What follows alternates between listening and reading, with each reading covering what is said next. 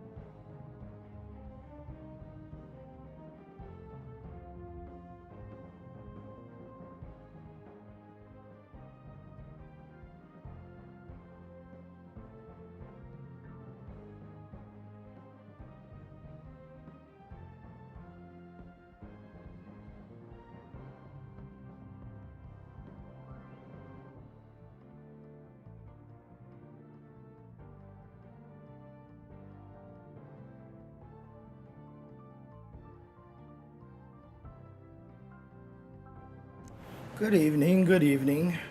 We'll be starting shortly. I'm just trying to do all my socials right now. Give me a second.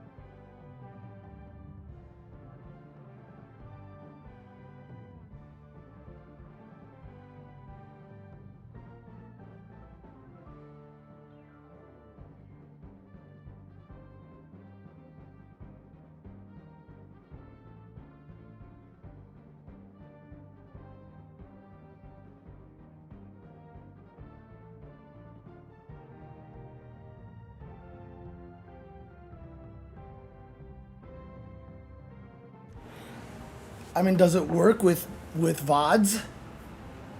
I wonder if was that the VOD you were watching? I don't know if that actually counts for streaks. It is supposed to. Okay. I am unaware.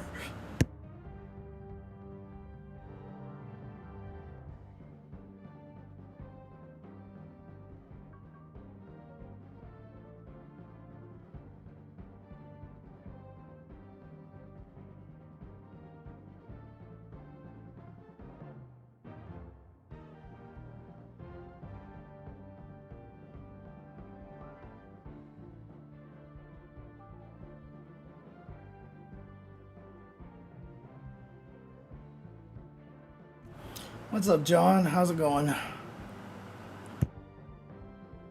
We'll be getting started very shortly.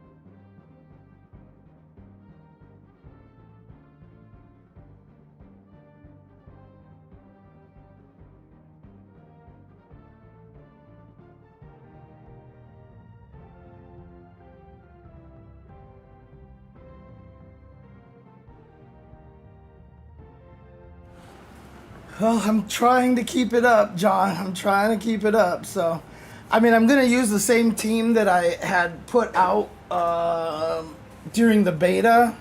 So we'll see what we can do.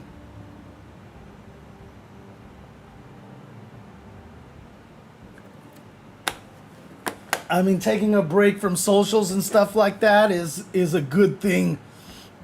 It's definitely something that you want to do because it sucks. Social media sucks. It's not fun to deal with social media at all. Okay, let's see here.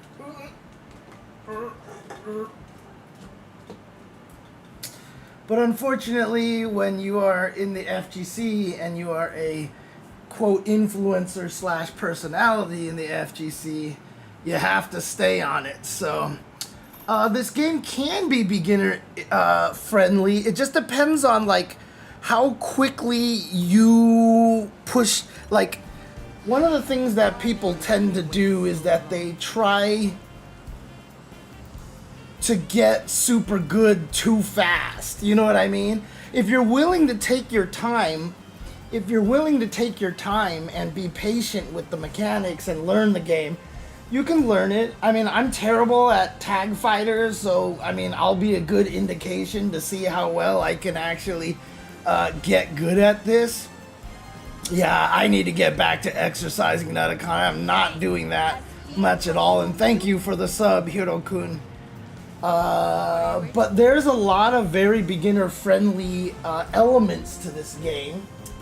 But as you get stronger and stronger, it gets more and more complex. But that's a good thing, right? We don't want fighting games that are easy to get into and have a low skill ceiling. We like games that are easy to get into and have a high skill ceiling. So this game here has a, you know, as far as we can tell right now, a decent skill ceiling. It's not going to be Marvel 3 or anything like that. Marvel 3's skill ceiling is significantly higher than this, as far as we know so far. I don't predict the execution in this game is going to get completely crazy like MVC 3 or MVC 2. But there's going to be hard things in this. Absolutely. So, she has, you love spears. Interesting. Yep, I've been super yeah, same, Zilcho. Same. But yeah, like having this be a, cause like I said, a lot of things can be done quickly. Like you can do LLLLL combos and stuff like this, you know. There's a lot of things in this game that are very beginner friendly, but there will be a lot of things that are very hard. Like I've just been trying to practice and lab sequences with Black Panther, and I have been having a lot of trouble being consistent at it right now because of the way that you have to call assists and stuff like that. I'm not necessarily a fan of how the assists work, but you know, the way they have all three assists on one button, you have to hold different directions to call the assist and everything. It's something that you gotta do, right? Because like when we have Marvel 2 and Marvel 3, with 3-person teams, you had an assist button dedicated to each character, so you never had to worry about, you know, what direction you were holding when you call an assist. But in this game, you kind of do. And so, before the stream started, I've been labbing this really long sequence here.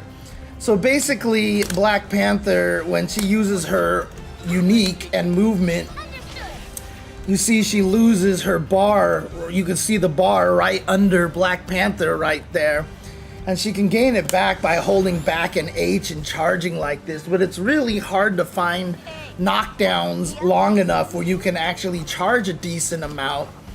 One of the easiest ways is just use an assist that tumbles like this, and so you can try like, you know, and start charging like that. But also, if you do a combo long enough so that the combo counter actually fills up and they do that combo ender explosion, they get knocked down for a long time. So I'm trying to find a combo that knocks them down in that ender and is gets me the right timing to set up Doom's assist here, so it shoots them right when they get up meaty, so I can keep charging. And it's really hard because it's really hard to I should use the save states, but I'm not using that right now. But let's see here. Oh god, why is it always paused? I always do the thing to make sure it's not stuck, and then it's still stuck anyway. It's so weird. So basically what I've been doing so far is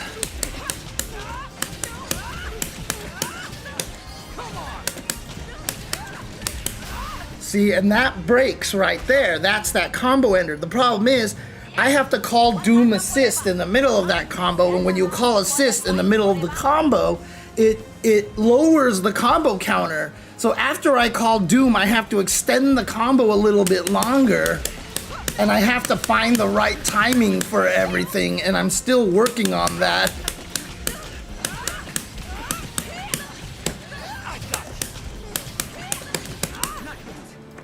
Okay, so what am I trying to do here?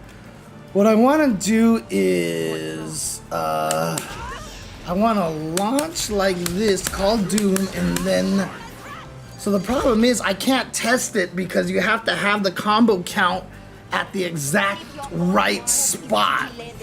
And I don't know if there's a good way to actually set the combo counter to certain amounts, you know what I mean? It's really weird for that reason. So I just have to practice the muscle memory, test it out, see if it works, and if it doesn't, repeat, basically. Okay, so what I want to try is... That's what I want to try. Alright, let's see.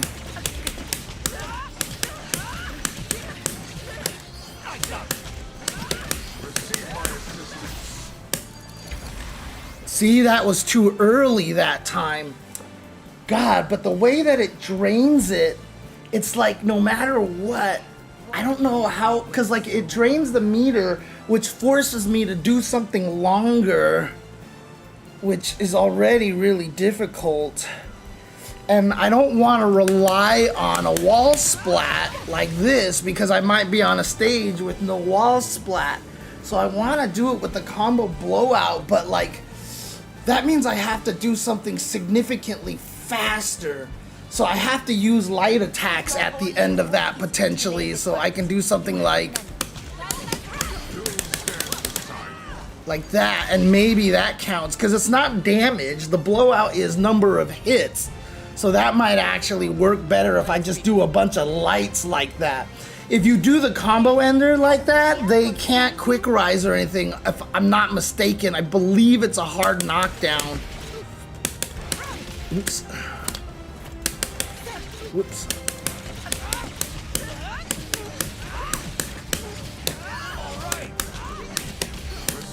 Ah!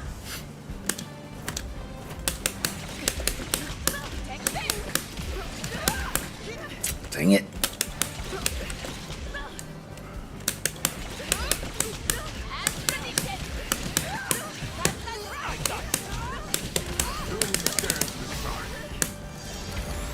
See, it's still too early.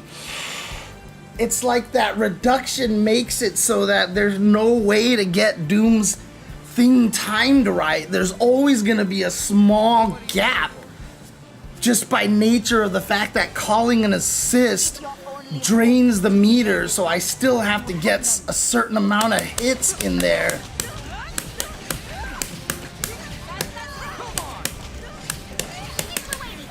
I wonder if there is a way to actually do it. Let's begin. Okay, let me think here.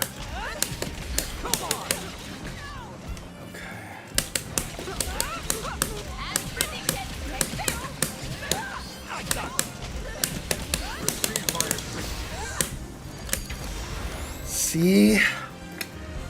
And the other hard part too is that this training mode, I can't see the combo counter because I'm so busy doing the combo. You know, I probably should try to do it on this side of the screen so I can actually see it. I just hate the fact that those, like the information on the screen is blocking everything. So I feel like I just gotta do this instead, right? But see, like, I need to be able to see that combo counter on the screen.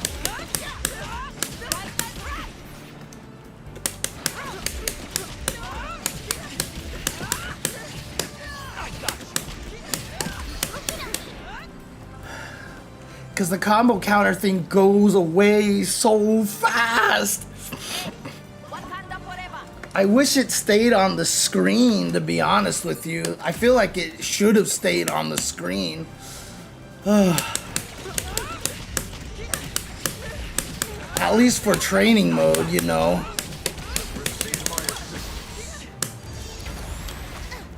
God, see, if it didn't actually... I actually don't want it to reduce the gauge. Why do you make me wait so long? Because the thing is, if I just knock them down normally, they get up a lot faster. I want that blowout so I can actually gain some of that energy. Is there like, certain things that extend it faster? Or, you know, like, because I don't think, like, because it's always just based off of number of hits and stuff like that.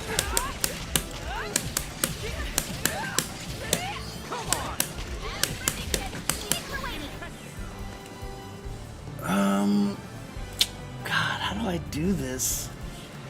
I wish I want to see what my meter is at when I call Doom. Delay the fight.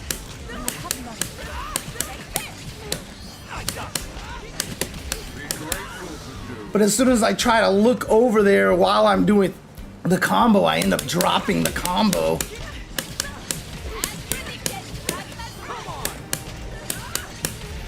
See, that blows right there. And I can call it on the blowout right there.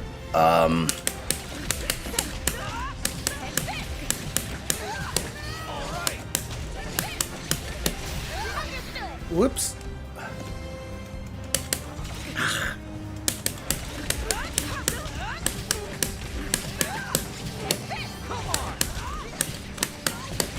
Ah, god damn it. Ugh. All right.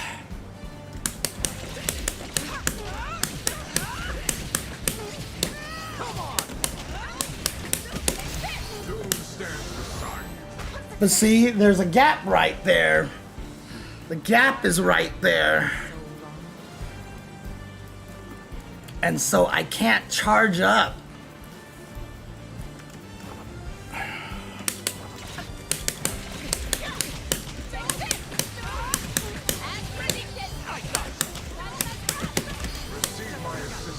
Okay.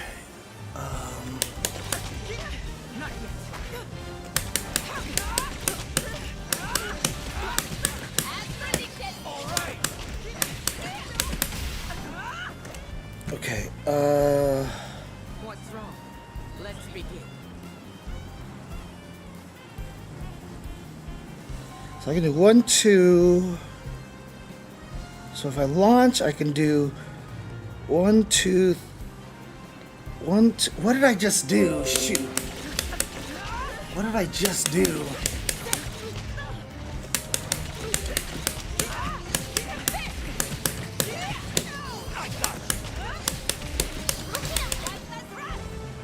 Oh, that broke right away, but okay, that was good.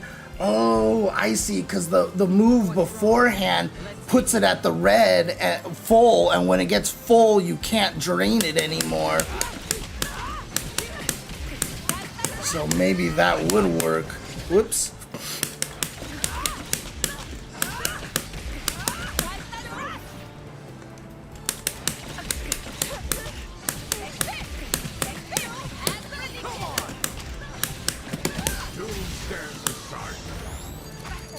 God, it's so close. I feel like they did it intentionally, that there's like no... I wonder how much I can delay my follow-up that breaks it. You know, like, can I do, would I do? I could do like a 1-2, call the assist, double jump into the light, like to make it a little bit later. Let me see. For that. Okay. Oops.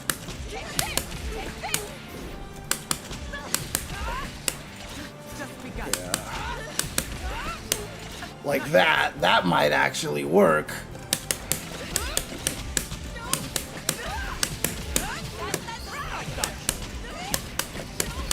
Oops. Okay, what did I want to do? I want to do 1-2, call the assist, double jump, and then delay light is what I want to do. Ah!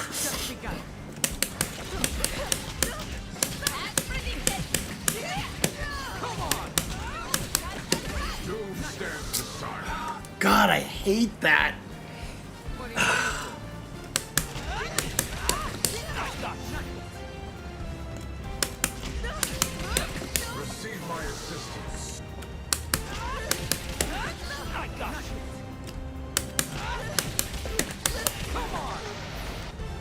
Oh, how is this gonna work?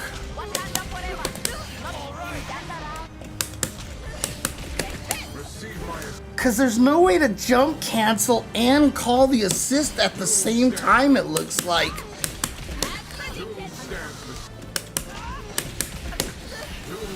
Because you always come out with the air version of that. If you do that, if you jump and go into neutral.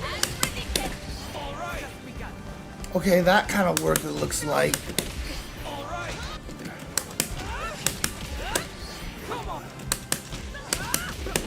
Oops.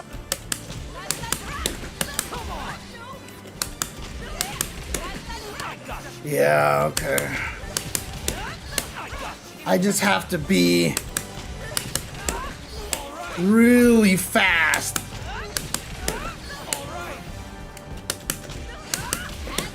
Whoops, wrong way.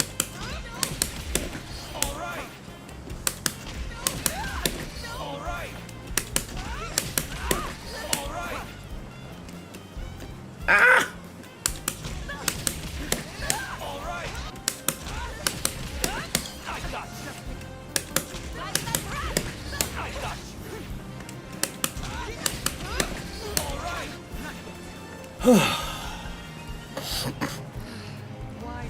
Can the ground assist be buffered with the inputs?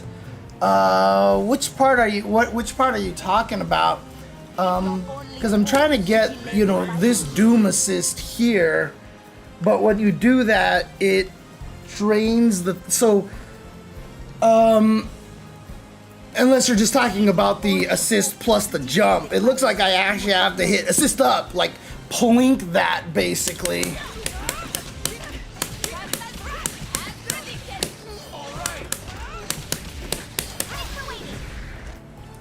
Okay, I did it the wrong way. I did up plink to button.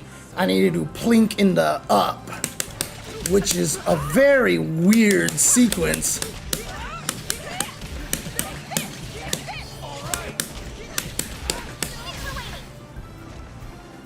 I got the wrong assist.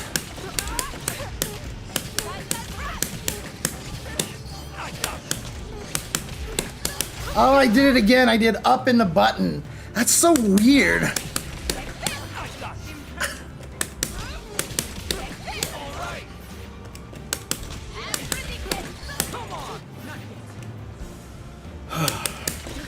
Oops.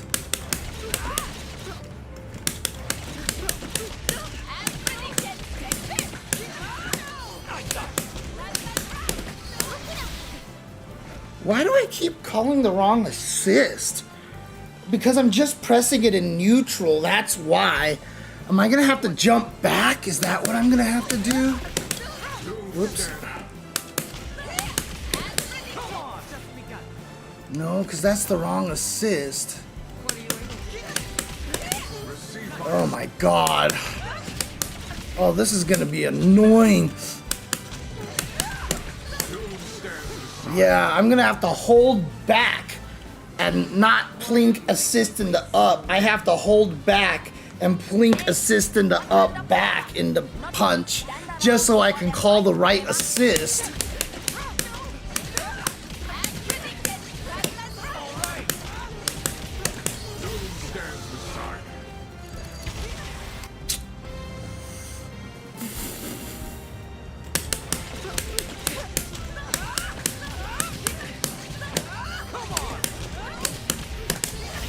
I'm doing it too fast, and I did it again. I did up assist.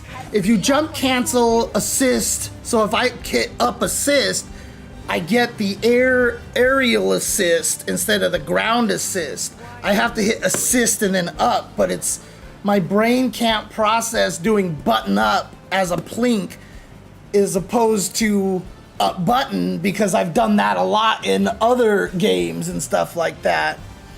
Well, that's the thing, is if you can explode the combo, I don't know if they can get up, can they?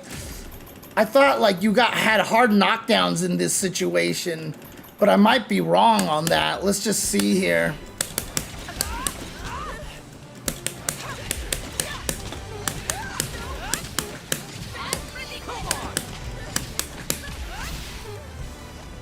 See?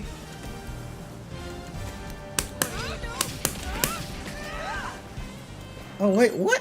Oh, is it because they're doing the wake up thing? Oh, boy.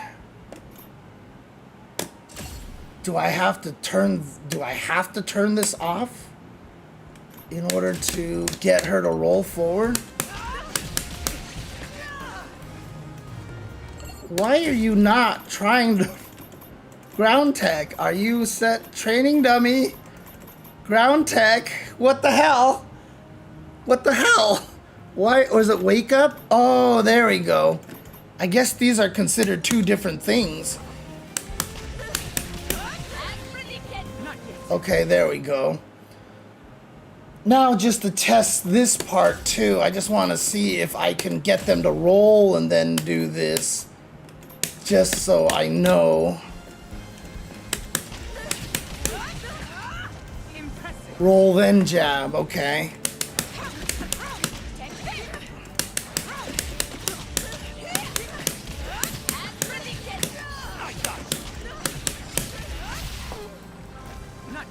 Oh, they still can roll. Dang. I thought that was counted as like a hard knockdown. I remember hearing about that, but I guess it's not. Ah, dang it. Okay. Well, that kind of killed that setup there then. So never mind. I thought it was a hard knockdown, but I guess not. Yikes. Okay, so I guess I can't set that up. So wall splat really is kind of the only thing, or just calling my friend assist, basically.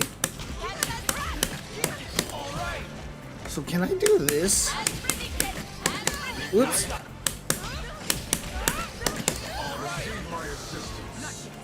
Oh, but they can roll in that situation too. Can they roll on the wall splat?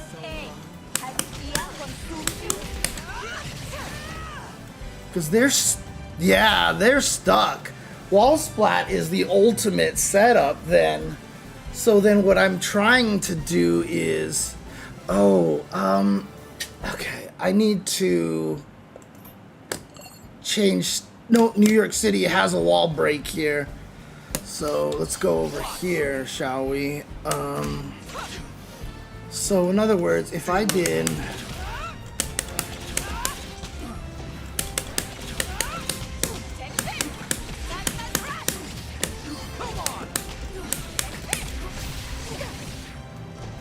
Oh, but see, then you don't get the... Yeah, there's no way to get the wall splat.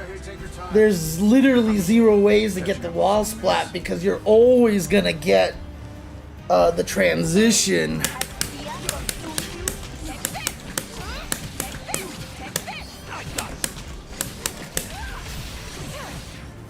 See, that counts as the hard break right there.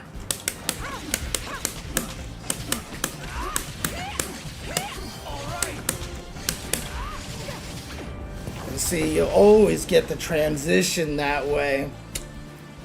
So I guess there's no real way to do it then. I guess there's really no good... Unless you have the wall, like this.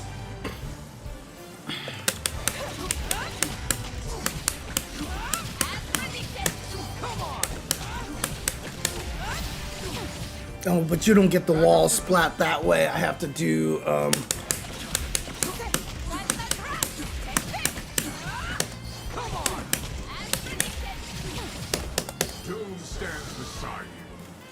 But, okay, okay, I can do it earlier, though. I can do...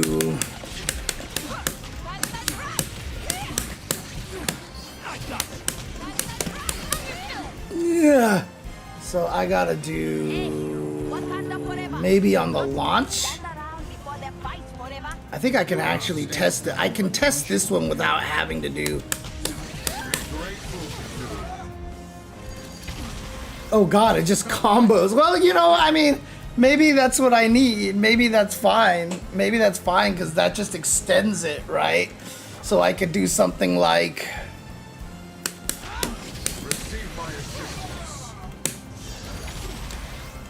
So how much can I build up in that sequence here? Like so.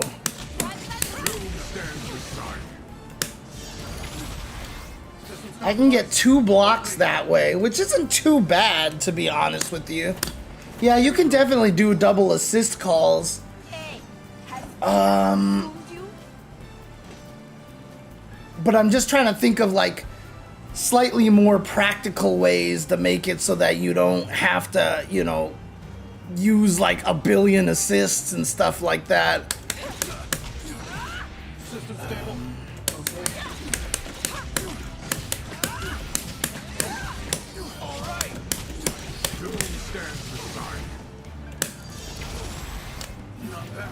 So let's actually see this again. So if I'm at 3 and I do...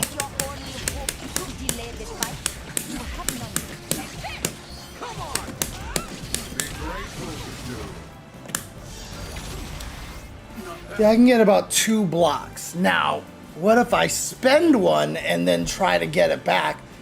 There's no way I can build over 3 in that time, I don't think. Whoops.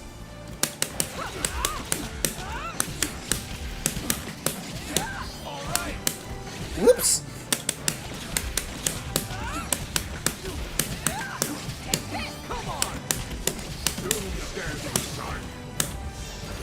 Oh, god damn it, I forgot to spend. There we go.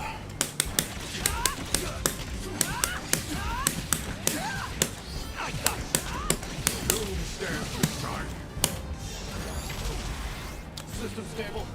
Okay. It looks like it's gonna be pretty equal. Looks like it's pretty equal. Oops. Okay, no, that doesn't wall splat. Okay. Oh, you know, of course the swag is gonna be worth it. I mean, I've already spent 1 assist is the problem in order to get to that point. Whoops.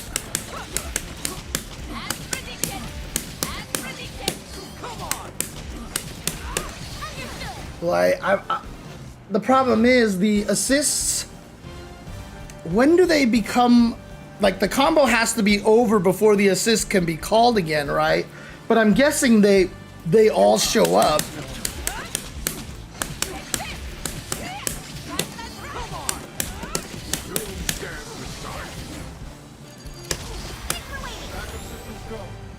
Yeah, they'll come back as soon as it's done, so it doesn't matter if you do spend that assist or not. So what you could do is... Whoops.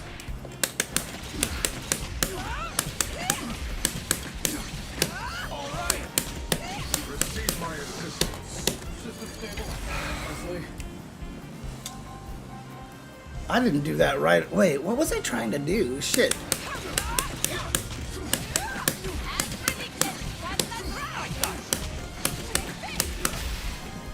What am I trying to do?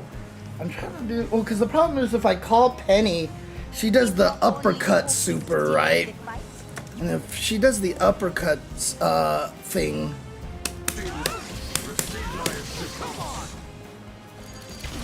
let's see. Well, then I could do something like...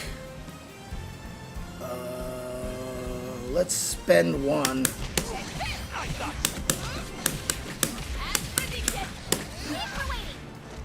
Oh, that's right. She can just come down and do that one, right?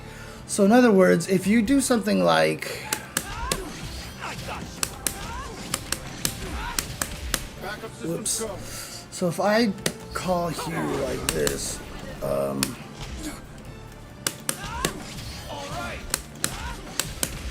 God damn it, what am I trying to do here? I'm trying to do... Stand still and let me punch you one game. Whoa!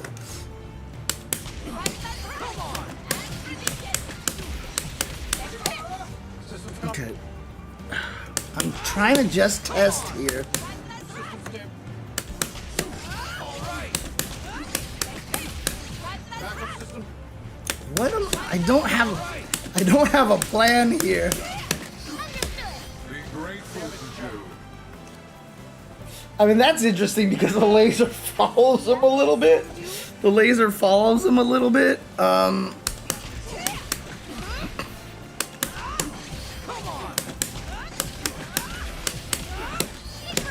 Receive my assistance. Okay, why is she not hitting?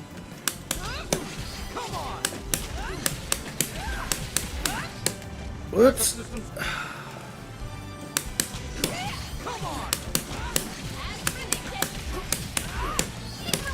Receive my assistance. I guess she is hitting because he's doing the tumble. Yeah, okay, she is hitting because he's tumbling there. And then I can call the laser. Oh, but see, again, that kind of defeats the point because I want the wall splat is what I want. Is to delay the fight. So You have none. where could I add Penny in there? Where can I add Penny in there? I'm not sure where I can actually add her in the combo.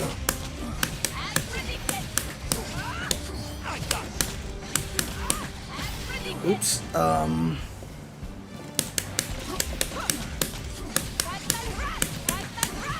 I mean, you could add them anywhere, but just where would it be practical? You know what I mean? Is the question. I guess I can add it like, well, no, because while I'm doing this, I can't call the assist, right? I can't call the assist in the middle of that. Like that, right? But what if I had Doom hit like this? Receive my assistance. Oh no, I just recovered because it just took forever for Doom to hit. Graceful. You get me up on something else. Yeah, see, I can't call her there. I would have to land, call her, and then Punch you one game. land, call her, and then do Doom, but then it wouldn't be the wall splat anymore, so it wouldn't help me necessarily.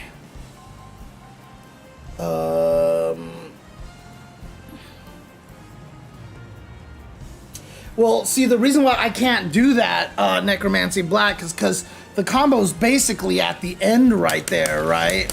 Unless...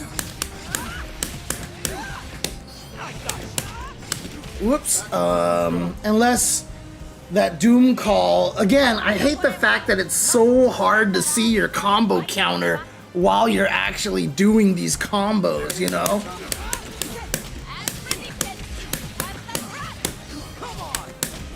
Receive my assistance. Then once he gets hit by that, Be grateful to do. I can probably do something like that, call the Penny assist, and then, yeah, there's definitely a lot of potential here for some cool stuff here. Let's see.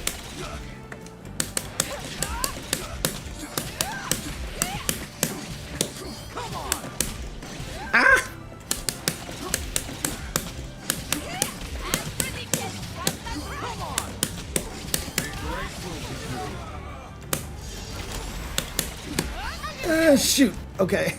I have to do something there with the combo.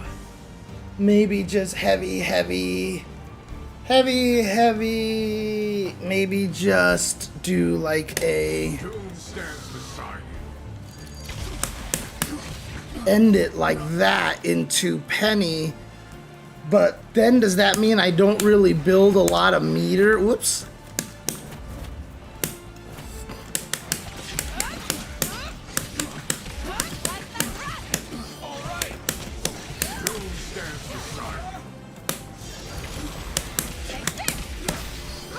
Okay, so that was 1, 2, 3.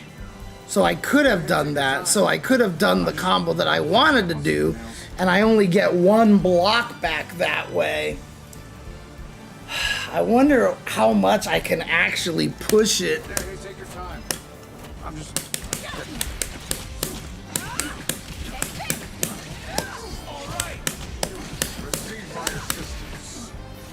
That's not what I wanted to do. What did I want to do? Jump heavy, forward heavy is what I want to do into Penny assist. Oh wait, no, I hadn't even gotten to that part yet. Hey, take your time. I was trying to do the wall splat at that time. Okay.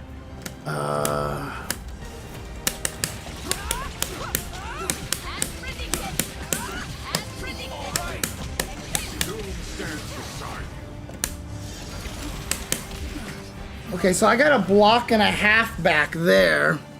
Okay, what I should just do is just medium, heavy, heavy.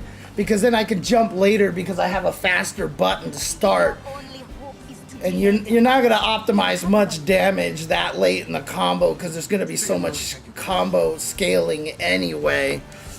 So let's do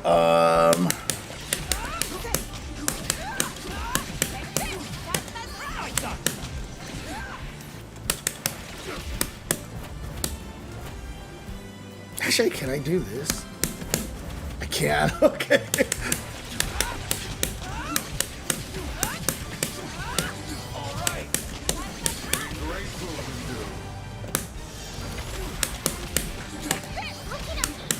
Okay, and that breaks right there. So I can call the Penny assist and then extend into whatever super that I want to use right there.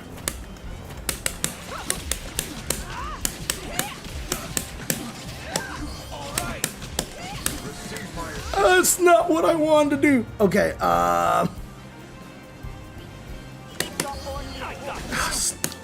the first time I've done that in a while.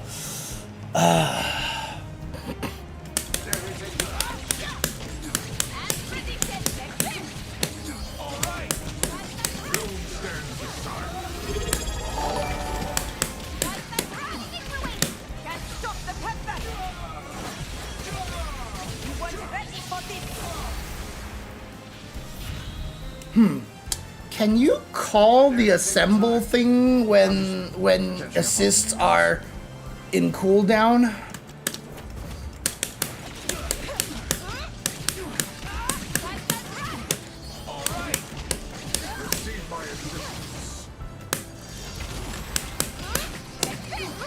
everyone together.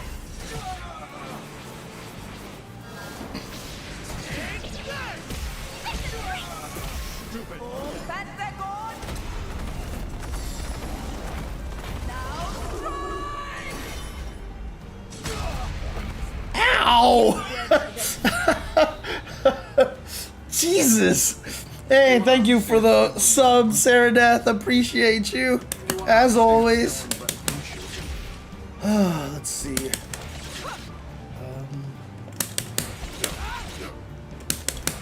And this isn't an optimized combo, by the way. I'm intentionally starting with this sequence because if you hit from farther away, see, like,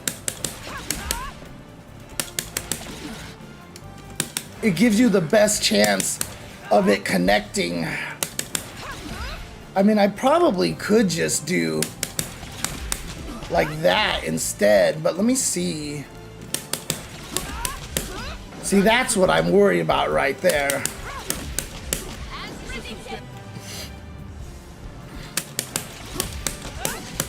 God, that doesn't work.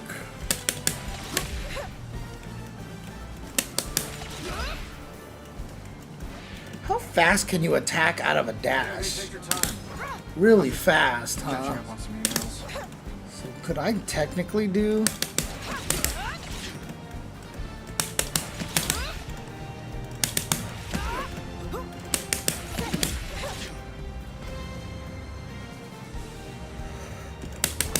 Oops. Okay.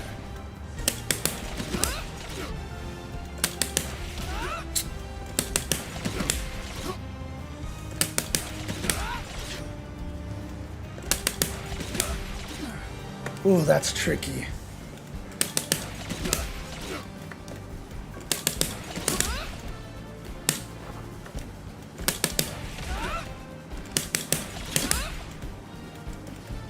They're hitting. Dang it.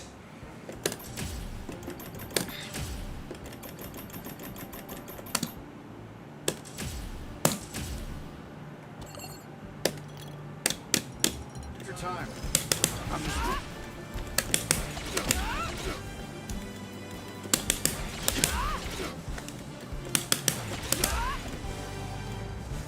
There, hey, take your time.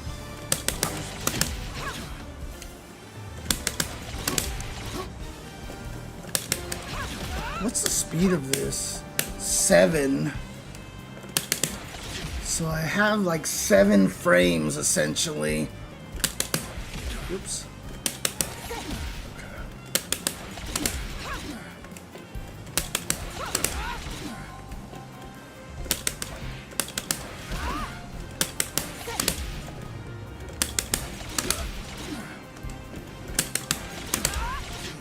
Yeah, it's really hard.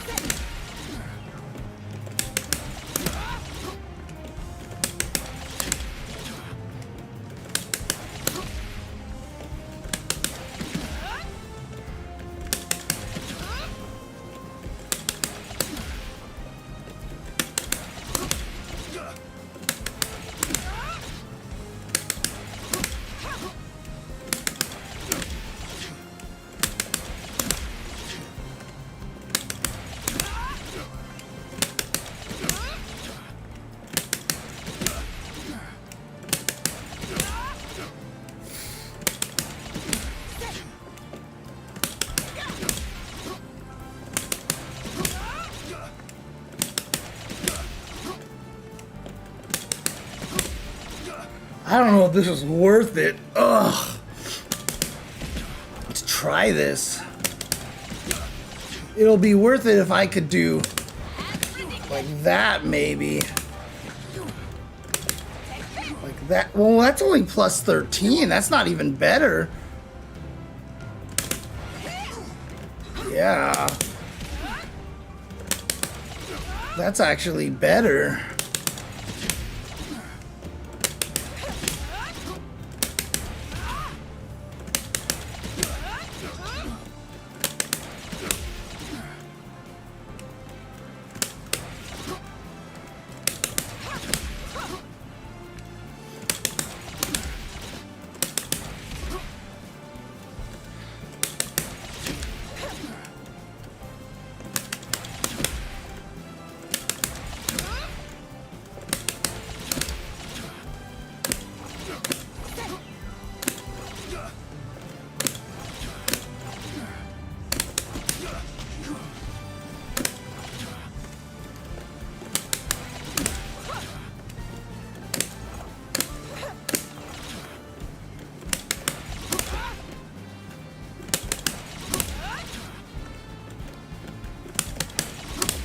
Ugh.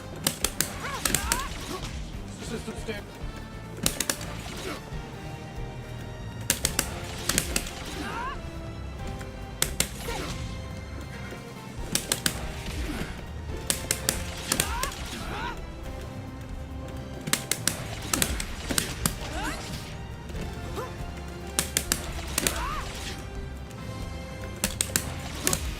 Ugh. That's not what I want to do.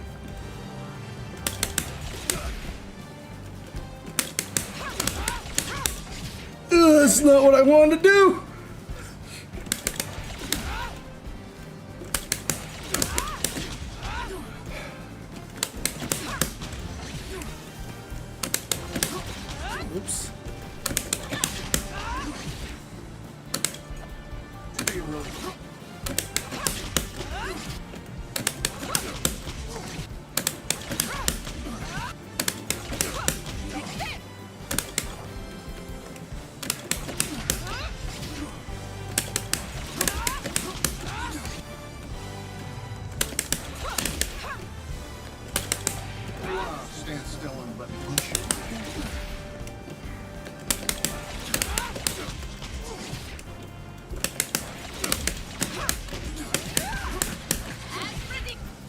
It's possible, but Jesus Christ, it's hard. Do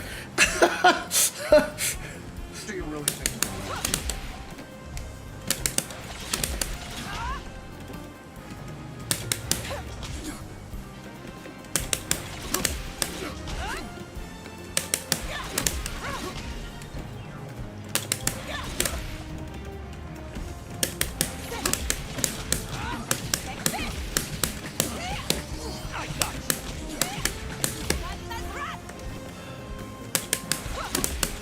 I wonder if this is something that people are just gonna have to get good at. I'm using L plus M when I do the air dash, but I'm using the dash button to do the ground dash. I don't know why I'm doing it that way. It's just muscle memory at this point.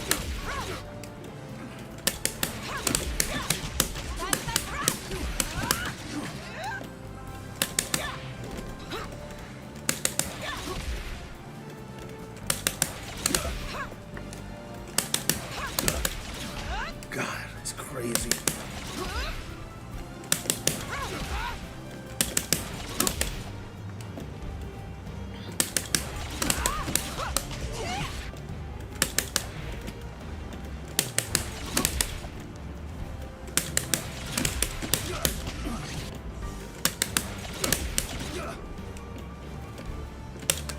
Ah!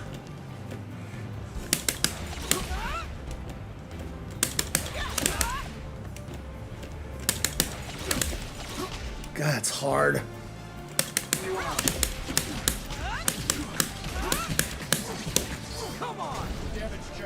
Well, there it was again. Yeah, well, no, because in Marvel, instant air dashing was like Guilty Gear-ish style, right? Depending on the character, but Marvel was almost always like the Guilty Gear style here, which I could still do here.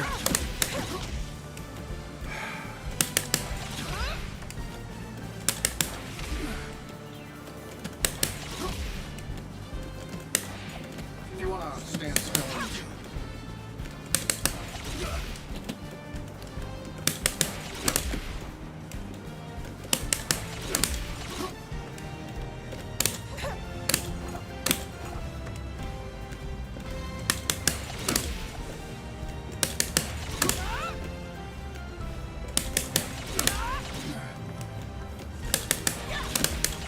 It might even just be like a 2-frame window or something like that. It does, it does. So if you're trying to do like tri-dashes with Magneto, yeah, you have to use the 2 punch buttons. You have to use that because there's no other way to do it. It's too fast if you actually, and it's too impossible to hit down, forward consistently and stuff like that. So if you're trying to do Magneto ones, you have to do the 2 punches essentially.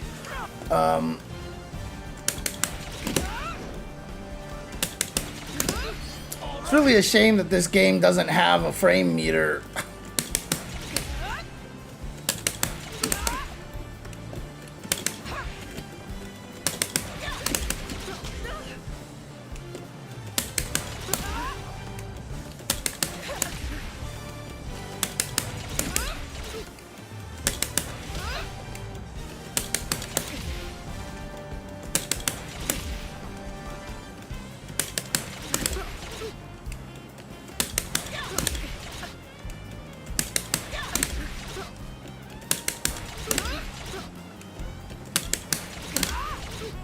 That's really hard. I don't think that there's a good way to do it, to be honest with you.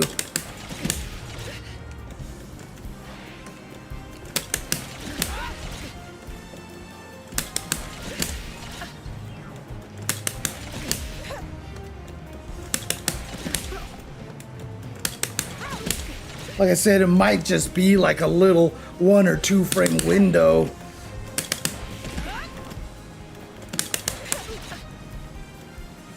I wonder if this just works. See, that misses right there. That's the problem. Is to delay the I mean, what if I did, See, that's too far too.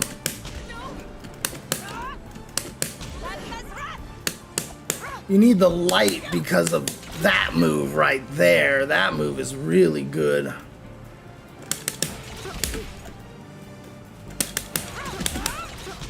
Let's see, this is 6 frame, that's 7 frame, but this also has significantly less range. Yeah, see. Haha! Not gonna work here. Should I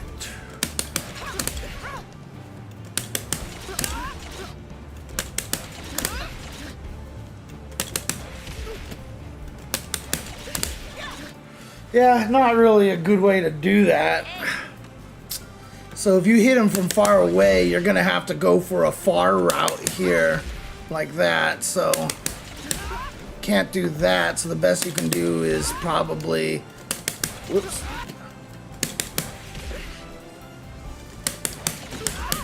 Oh my God, it's too far even for this? Okay, there's just some ranges where you're not gonna be able to hit. Where it's just not gonna be able to hit for, that sucks. Okay. Shoot. But if you are close enough, and that does hit,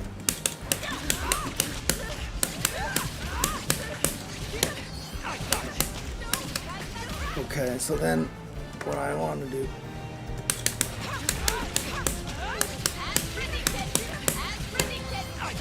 Whoops!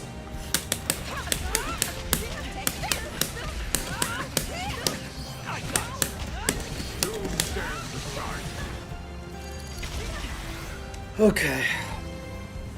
Now, one of the things that happens in these games that you have to get used to and realize what's going on here is that, you know, it's nice to practice these combos and everything, but you also want to be able to practice pressure. And so one of the things that you actually have to do is learn how to, oh, I got rid of that, that's right. All right, let's change it back. Let's change this back to the functions. Like so. You're gonna have to learn what your mix-ups are while they're blocking like this, right? And also, feel free to keep asking your questions. I'm gonna be a little less interactive than normal because I just wanna actually, you know, figure this out here. See, there's a big gap in there unless I do that, right? And so that's gonna be kind of her high-low mix right there. But when I do that, okay, medium does hit, but medium attack startup is 7. That's 8. Oh, what? Medium is faster? Or is it because it, yeah, that's what I thought. It's just because it was hitting a little. That's weird how it counts that. Okay. Note to self, in this training mode, if the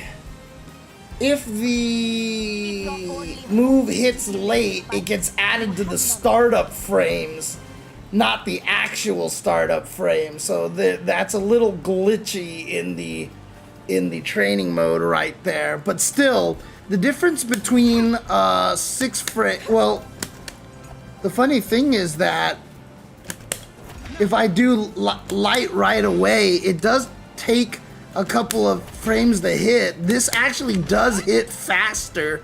So, whoops. That's actually better.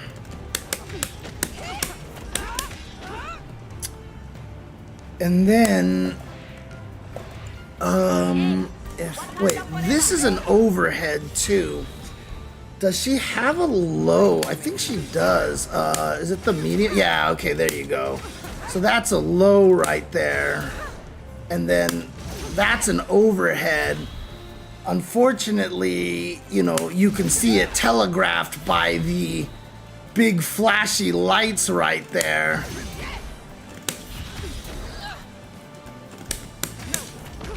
So that's gonna be kind of the mix-up right there. Since I can Bast's Love cancel it. So what I can do is just do the medium and let it finish, like so. Or do this. Now, because the low hits so fast, you're gonna be able to fuzzy against this, right? That's the main thing. You're gonna be able to fuzzy against that. So if you know that's the mix-up right there. If I do low or if I do high like that, you can fuzzy that, but it is a quick fuzzy. And if you have like guys in your face like this, whoops, if you have guys in your face like something like what am I trying to do here?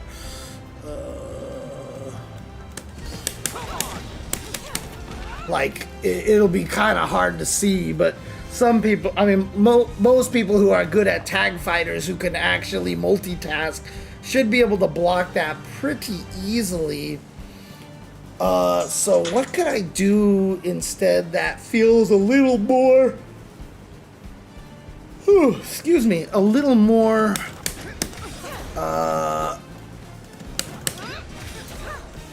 accurate to the timing here?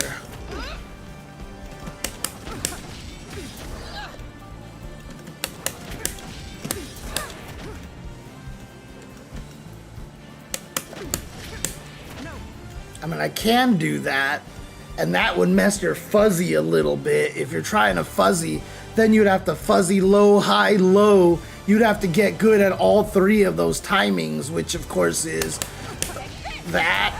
You'd have to get good at that, and you'd also have to get good at, whoops. Ah!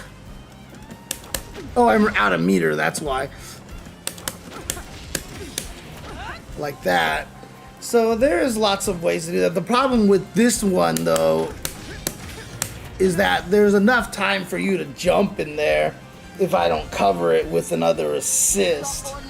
So it's not necessarily gonna be that useful in that situation. Is there another way to get low? Actually, to be honest with you, if you're fuzzing it, like one of the best things you could probably do is whoops. Okay, what am I gonna do here? God, why did I go so high?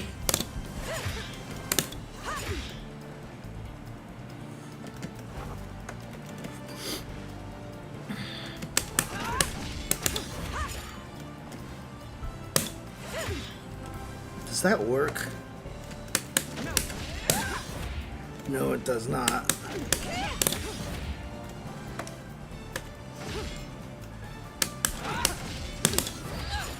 Why can't I do that low to the ground like that? Why does she jump so high like that? I don't understand. Oh, it's just the timing. You just have to hit it at exactly the right timing.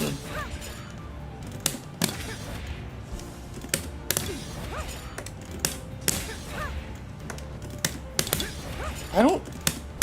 Can I do that? At all? Jesus.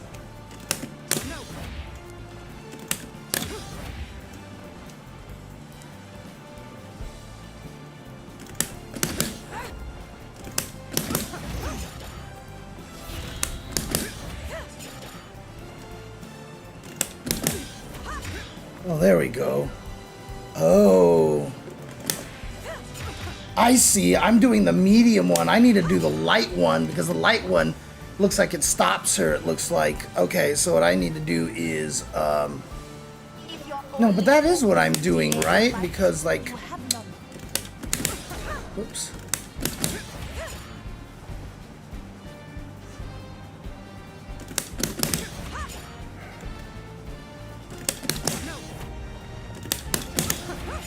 Jesus. I don't know how I can do this. Oh, thanks, Shay. How you doing, man? How you doing? An aim? Oh no, we were talking about that earlier. Okay. Hope is to delay the fight. You have none. It's such a pretty game. Now, there are definitely issues with the game. The game runs terrible on PC, and it still has that problem of feeling a little underwater. But there's a lot good about this game too, in my opinion.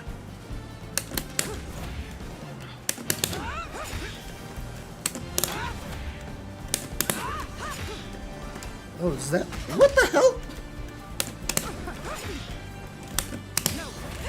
Jesus. Why is it when I do it off of this? Oh, because I'm just canceling into the special move. That's why. I'm not actually getting that thing. Can I actually cancel this one? Oh, I can. Okay, so I can actually do... Oops. I can do like that. Okay. So I'm canceling the back jump this way. But the problem is it doesn't hit like that. Wakanda forever. Not stand around before the fight forever.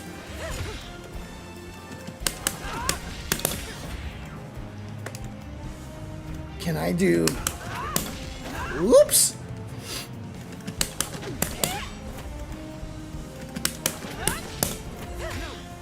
I can, but I'm minus, so it doesn't even necessarily help.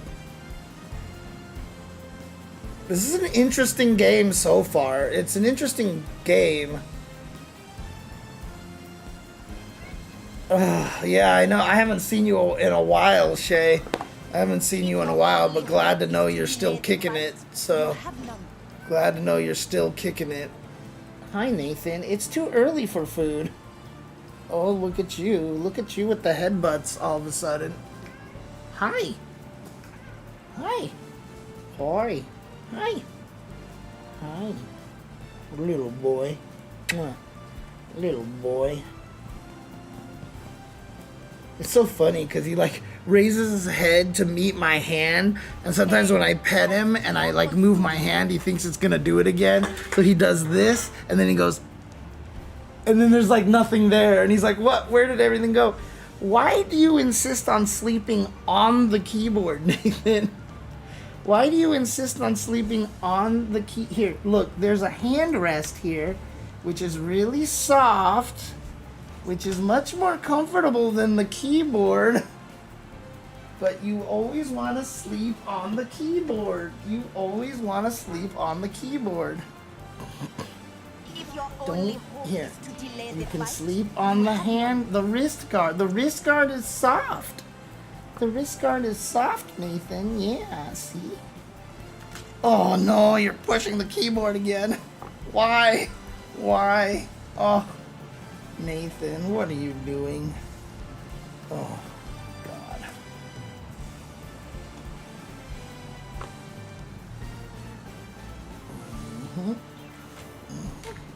hey, Wakanda forever. Not stand around before the fight forever.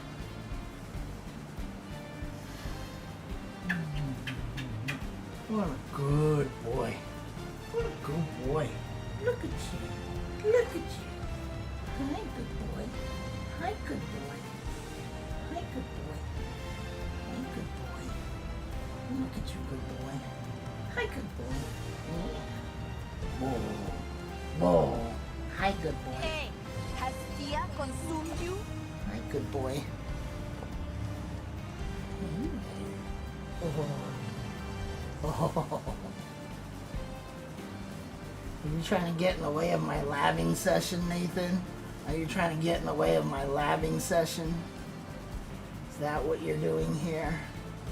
Is that what you're doing here? Getting in the way of my labbing?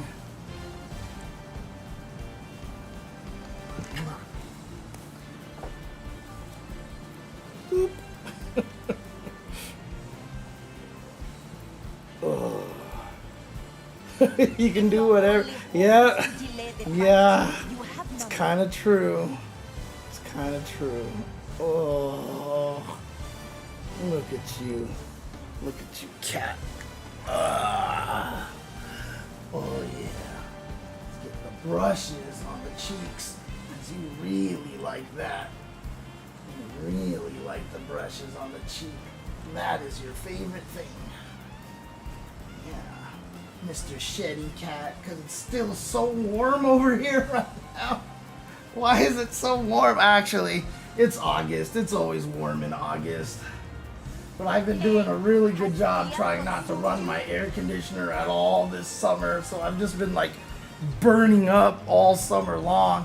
It's actually one of the reasons why it's actually been hard to stream, because the streaming station gets so warm with the big lights and computers and stuff like that.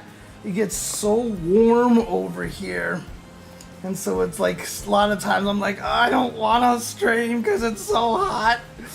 But, you know, I've been being good. I've been trying to make sure I stream a lot, so. But like I said, it also helps that there's a lot to stream right now. It's just like constant games and constant things coming out at this moment. Because I've been wanting to play some more Avatar. But now Tokon's out, and I want to make sure I get as much knowledge for this game as possible. And then Yasmin just came out, and I've been messing with her a lot. I'll tell you right now, one of the best things in the world is just having Avatar and Street Fighter 6 on the Switch 2, so that I can actually just mess with them while lying in bed. I've been doing a lot of Yasmin labbing in like on my Switch 2 before I go to sleep, you know, which has helped a lot. I was also playing some Avatar when I was just downstairs and chilling. I've got a little, I have central AC here, but I just don't like turning it on because central AC feels like such a waste, because, you know, I'm just me. And if I'm in one room and I have the central AC on, I'm cooling myself in one room and basically wasting the AC everywhere else. So in general, I don't turn it on that often, but downstairs in my bedroom, I have a little portable AC.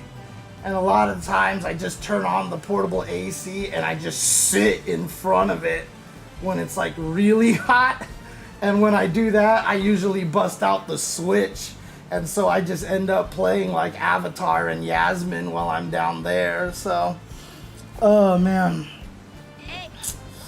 I don't know, Shay. I mean, this game just came out, so I think everybody is just doing whatever. And also keep in mind that, you know, when your assist is in, what your assist does is dependent on where they are in the lineup. So if you actually look on the big screen over here, you know, there's the front, there's the bottom, and then there's the back, right? When the characters are in the front or in the bottom, I mean, when they're in the front, they all just kind of do the same thing, which is hit in front of them with a very long range thing. So when they're in the front, they're all beam assists, essentially. When they're in the bottom, there's one of two kinds of assists in the bottom. There's the actual anti-air assists that look like what Penny does over here, like this, that actually goes up. But then there's also Doom assists. So if I do this and then I do this, there's also Doom oops, I hit the wrong button. Doom anti-air assists, which are zoning, right? So Doom does this, Black Panther does this. So if I actually switch to, whoops, if I actually switch like this, Black Panther is, God dang it, I always hit the wrong button. Black Panther assist is zoning as well. The difference is that the zoning covers the entire sky, and they have true invincibility. I mean, they don't have true invincibility to aerial attacks, so they can get jump kicked in the face. But if you have one like Penny here, this actually has air invul, so it can actually beat jump in attacks if you get them out fast enough. So, while brushing the... yeah, so this game, they did it that way, because when you start normally, let's see, it's probably position reset. When you start with only 2 members like this, because remember, you start with only 2 members, your second assist is always, god damn it, why do I always hit that button? I didn't want to hit that button. This button, I always think that's the assist button. It's probably because of Marvel, to be honest with you. Oh god, I really should change the way my buttons are laid out, but god, the button combinations to activate stuff they just did not make it so that you can lay it out properly, honestly. Like, they should have made it so that M and assist and H and assist can do the L and assist stuff. That way you can move the assist button over other places, but because only light and assist performs all the extra actions, it's better to put the assist at light kick, but it's so messed up because every other game you usually put your 4th button at light kick, not the assist, and then you put the assist in the other places. Ugh. I really hate the way they did this. Really hate the way they did this. There needs to be an alternate input. There needs to be an alternate thing. You can use Penny's assist as a legit DP. The problem with it is that they're slow, right? So the anti-air assist, if you notice, they're slow to start up, right? So in other words, if I did something like this, right, and I did, whoops, if I did something like this. What? It's still on recording standby? Why does that happen? I always think I'm recording, but I don't. See, it. Why isn't that recording anymore? What is that happening? Why does that happen? Is it I'm just letting go of the button too fast? Is that just all it is? That's so weird. Okay. No, it just didn't work. Why? Dude, what the hell is wrong with this function button here? If you want to stand still and let me punch you, okay? Their function stuff doesn't work very well. There's a delay. I just have to hold it much longer. There's actually a delay there. It's so weird. Oh my god. Whoops. That's not what I wanted to do.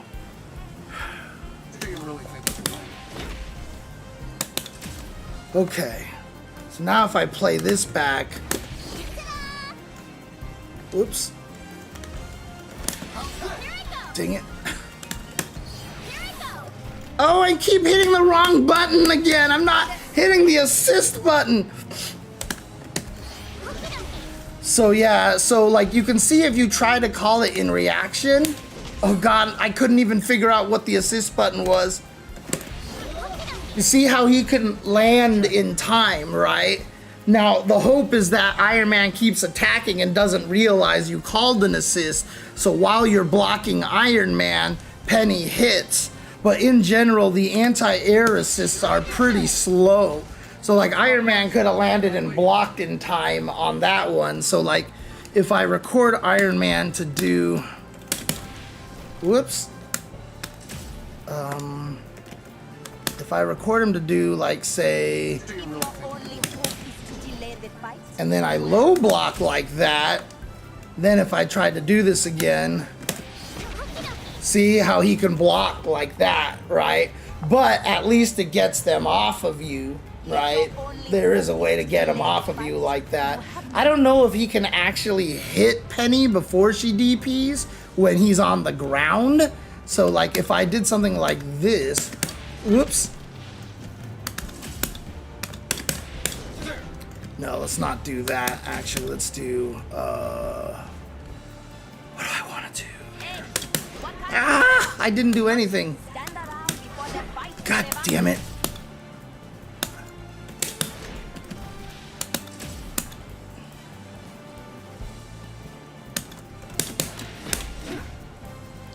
So I'm just curious if he can actually jab Penny.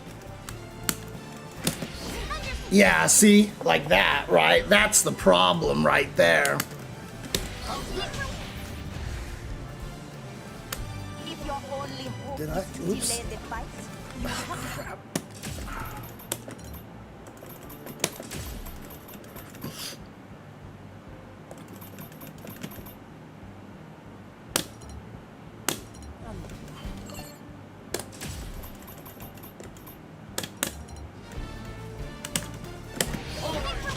Okay, see, that time he couldn't do it in time.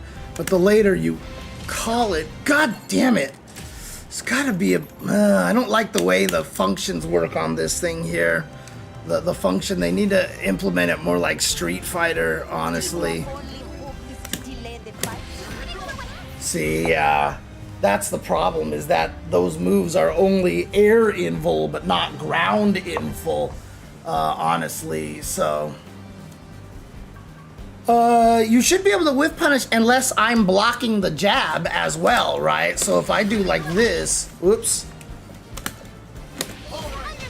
Oh, but he's not close enough, yeah. Whoops.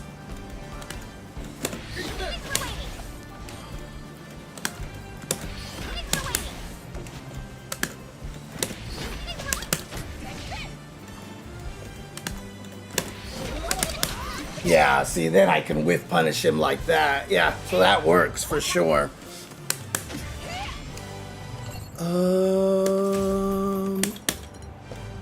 So if I wanted to, so I was also trying to lab combos from here, right? Because like that doesn't hit, but this move, which hits 10,000 miles away, always combos into that. So you need to have conversions off of this, right? And I can do stuff like this. Oops. But the problem with this is what is this? Let's see. Let's see. I mean, that's probably actually just the best way to do it, really. Just do.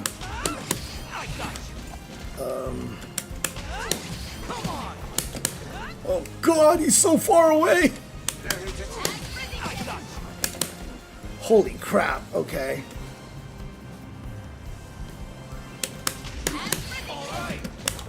Yeah, you have to use your dash to get the combo off of that.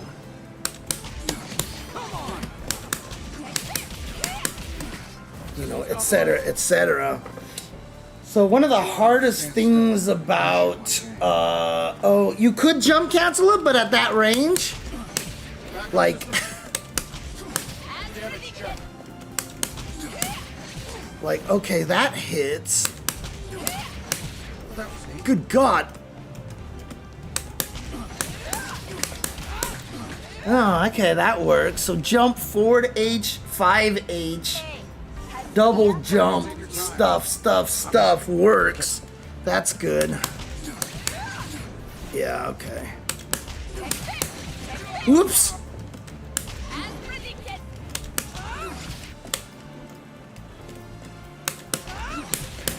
Okay, at max range you can't get it anyway.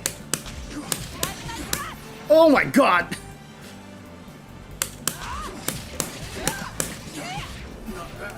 So you can do.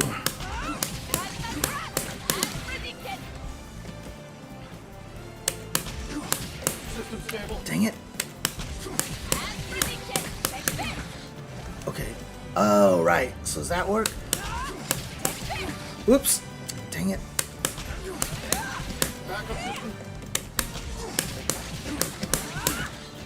What? That's what I'm trying to do. Right there. So wait, how much damage was that? So that was 20,060. Oops. Ah!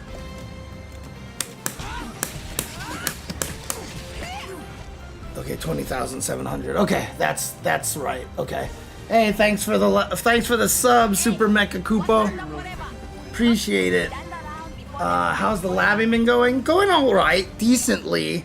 Because my problem is I'm always labbing combos and stuff like that. I need to start labbing pressure is what I need to do at this point.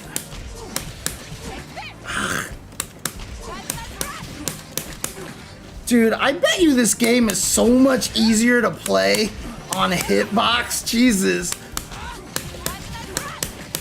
Like, if you can actually get used to it, being able to do neutral on command would be so nice.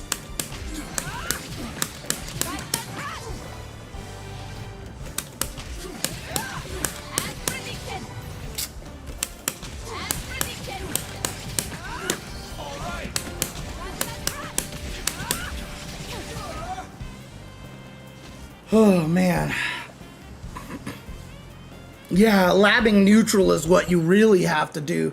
The hardest part, honestly, is that, you know, for her, you know, the dash thing costs a meter, right? So, like, if you actually get stuff like this and can get pressure,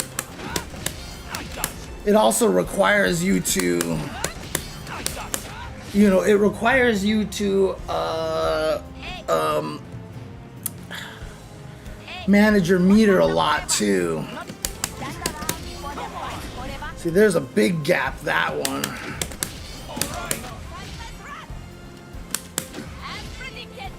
It's minus 15, but I don't know if anybody could punish you from that range. But still, the question is, like, if you do go for something like this and you've exhausted your assists or something, what can you do here to make this more safe? Probably that, actually. That's pretty good. Now, the enemy could definitely jump and, like, try to air dash or hit you out of this or something like that. But you can also do, if you see him, like, you can actually do, like, whoops, what am I trying to do? Like, use your dash as an emergency to keep yourself alive, you know. And then also, I mean, just in general, this is probably not a bad. Oh, but the assist actually pushes him too far. Okay. So yeah, okay. So you can do this and then dash down to save yourself if you see them coming like this. Actually, can I cancel it on whiff? Yo, I can. Okay, I can. Like that. Yeah, the light one actually is good because the light one goes forward like that, and it's not over committal, and I can dash faster. So I can just do that, and if the enemy comes at me, I can dash to dodge like that. But if they don't come after me, I can just let it rock and then land, basically, and be safe at this point. So, so this game has 1-button special moves and 2-button supers, I think. I think that there is a little bit of damage penalty on the special moves and the supers and stuff. Actually, it's a good question. Let's just find out, shall we? If I did this, for example, and I hit him with the spear, that's 8,000. But if I did this, that's 9,000. If I did this, that's 10,000 total. If I did this, that's 9,000 total. Is it just... That's weird. Weird amounts here. What if I did... Oops, what if I did this? So that's 10,000. Whoops. That's forward, yeah, so that's 9,000. It doesn't seem like it's a percentage. It seems like it kills 1,000 damage. That's so weird. So like that's 1,200. And that's 13,000, 12,000 and 13,000. It's like, yeah, it just like, it's just 1,000. You just lose 1,000 damage. So if I did this, that's 22,000. And then if I did this,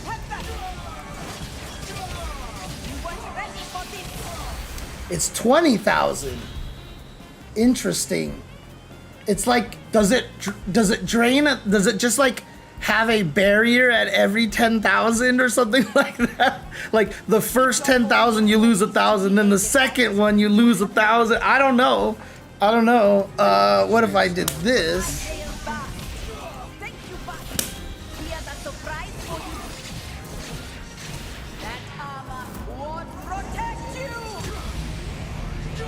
So that's 35,500. Please, brother. Let me not break. Here's a surprise for you. That armor won't protect you. So that's, what was, did I say 35,500? So that's 1,500 less? Stand still and let me punch you, okay? First, listen. Lend me your majesty. Here's a surprise for you. That armor won't protect you. Yeah, that's only 1,500. And what did I say for the regular super? Was it 1,500 again? You can't stop me. Oh no, it was 2,000 on the regular super, if I remember correctly. The wisdom of Wakanda. I don't know. I don't understand.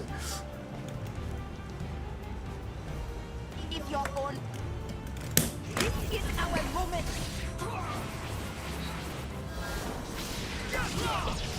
Wait, is there even a shortcut for this one? Stand with me. There has to be. You're going down. So that's 545.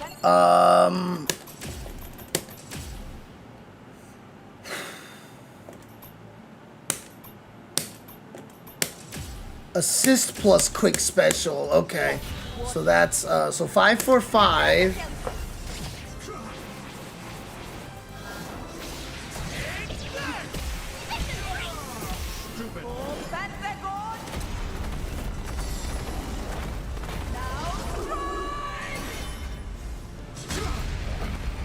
So 1,500 again. If you wanna stand still and let me punch you, Vibe based damage scaling.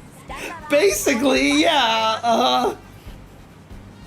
Oh, a wall splat, Snowy Fox? So wall splat is the same thing as the as basically breaking the wall, right? So if you throw, I think you get a wall splat, but you don't get anything out of it. Otherwise, wall splat is going to be basically 214L. 214L is almost always a wall splat. Now, other moves just have wall splats built into them. Like, I don't know if Black Panther has any other one, because I think the medium and the OD, I'm sorry, the EX one, you know, drops them down like that. But certain characters like Ghost Rider, the light one causes the wall splat.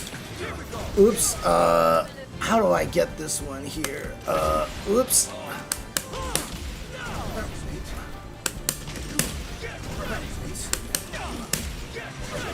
And the medium one causes wall splat, right? And the EX one causes wall splat. So it just depends. But otherwise, everybody's wall splat / wall break move is 214L. Gives you 214L. Yeah, it gives you an assist because it's the same thing as the wall break. So the wall splat and the wall break behave the same, but wall splat gives you way more combos and way more setups, because it's one of the only ways to get the opponent to not have the ability to recover on the ground. They just have to hold this, right? Bam. Doo, thud, right? So you can actually do a bunch of stuff and they can't roll forward in that situation. I don't know what the hell is going on, dude. My allergies, like, I don't know why, but like I'm having allergies act up all over the place, and these are not similar to my cat allergies. I did go outside for very briefly, but Jesus, I'm allergic to everything in nature. But right now it's like my nose and my ears and everything just keeps itching right now. It's really annoying. Yeah, so basically wall breaks and wall splats are basically the same thing, except everyone prefers having the wall splat because you get to do way more stuff. And also what happens a lot of the times is you're like, I'm gonna combo you and do my 214L, and then it, whoops, you're like, I did it again. You're like, oh, I'm gonna do my 214L, and you're like, oh no, I was too close to the corner. And so now your combo ends early like this, right? When you wanted to actually do like, oops, like you wanted to actually do, you know, stuff like this, but you're just too close to the corner, so it gets the wall break. And so a lot of people don't like the wall break mechanic because of that, because it's kind of hard to judge, and they're saying like we should be able to choose whether we want a wall break or not. But that's kind of dumb, because if you choose whether you wall break or not, no one's gonna wall break, everyone's gonna wall splat, because the wall break doesn't help you in any way over the wall splat. Like, I don't know if there's any advantage to the wall break than the wall splat, you know, maybe except for throw, because that's, see, that didn't even add any extra damage, right? So if I actually went to the stage without the wall breaks like this, and I just did the wall splat, see, it's the same damage, right? So there's not even necessarily an advantage for damage by smashing them through the wall. So as a result, there's like no advantage necessarily to having the wall break that I know of right now than the wall splat. So a lot of the times when top players play, they like to play the stages that don't have the wall breaks, which is, let's see, I think Champions Arena and X Mansion don't have any wall breaks. And everybody hates Nowhere, because Nowhere is infinite, like Guilty Gear. Like how Guilty Gear transitions between the same 3 places over and over again. Nowhere is like that. It just goes kind of like in a loop, basically. So, and the Oki situation after wall break, I mean, it's okay, but like it's considerably worse than when you get a wall splat, right? Because if I get a wall splat, I can end my combo like this happens here, and sure, I can get like a meaty heavy, but if I'm over on this screen, if I want to, I can just do this and like charge, or I can do something like call this out, and then oops, like for example, if I'm Ghost Rider is a good example here, right? Like if I wanted to go over to the next stage like this, and then I did something like this, I could do like this, and then I can, whoops, I was trying to plant fire on the ground and stuff like that. You know, you can like do more setups, you can get a lot things going. So like the Oki situation for a wall break, in other words, is worse than it is for the wall splat, Snowy Fox. So right. Like I said, the mansion, the X-Men stage. Whoops. The X Mansion stage has no wall breaks, and if I'm not mistaken, I don't think Champions Arena has any wall break either. Let's check. Oh, I think my game crashed. Because I've oh, it actually didn't. I'm surprised. Yay. Okay. Led by Black Panther. This team's got some serious power. And Yesterday when I was streaming, when I tried to change the stage like that, it just, the game crashed on me.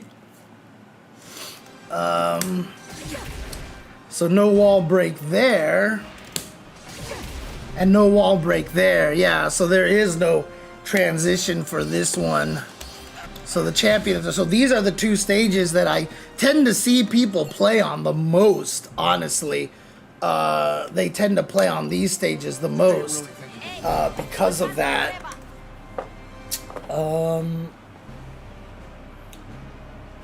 So yeah, it's people prefer that because they feel like they get better combos and better mix. It's interesting because, like, I get why you'd want to not do that, or, you know, have the stages that you start in the middle and then, yeah, you'll be fighting for it. Because if a stage only has a break on one side, that's an advantage for the characters. It used to be like that for old Tekken games, but, like, I don't know when they started doing it, but Tekken made sure that no matter what, characters are in an equal state when they start on a stage. In other words, if there's a breakable wall behind one of the opponents, then the other one has to have a breakable wall as well. So I'm pretty sure they've done the same here. If there's a breakable wall on either side, you know, it's there.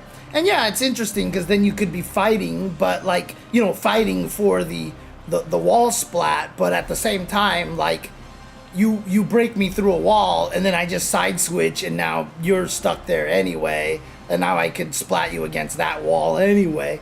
So now it's like weird because now you're fighting because you're like, well, I don't want to have my back against the wall splat, and so you're going to keep trying to get to the other side so that if you get hit, you'll be launched through and take less damage and stuff like that. So, you know, it's weird. It's weird. I can't honestly say, like, how it's going to affect it, or if in the end people are going to just do it so that they only play X Mansion or only play Nowhere. Like, it's all wall breaks or nothing, or no wall breaks. But I think everybody prefers no wall breaks. So if anything ever happens, I think it'll just end up being no wall breaks. Because I don't see really any advantage to the wall break over the wall splat unless somebody else has any you know, information about that. As far as I know, again, this game is 2 days old.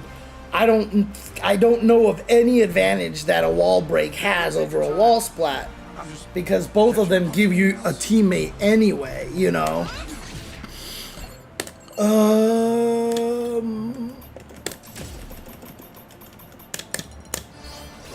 God, I did it again. Okay. Oops.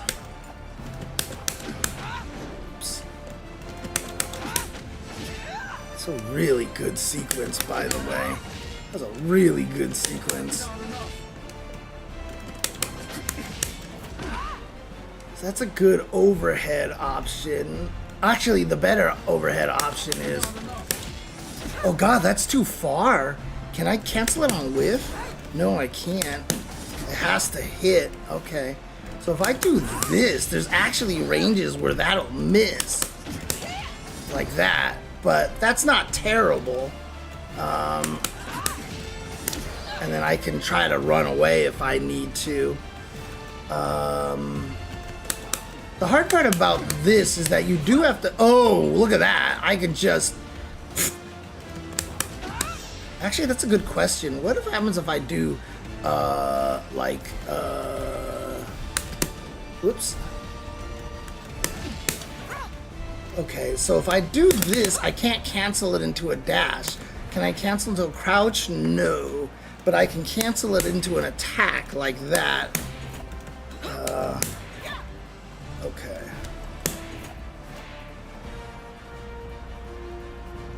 But actually, it's better if I just do, you know,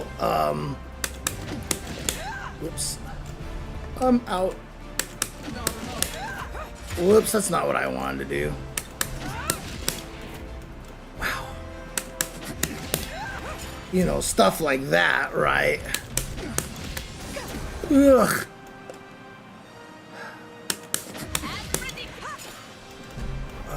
other errors? Oh, that's right. She has spears. That's actually really good. Then I could just do like that, right? That's good.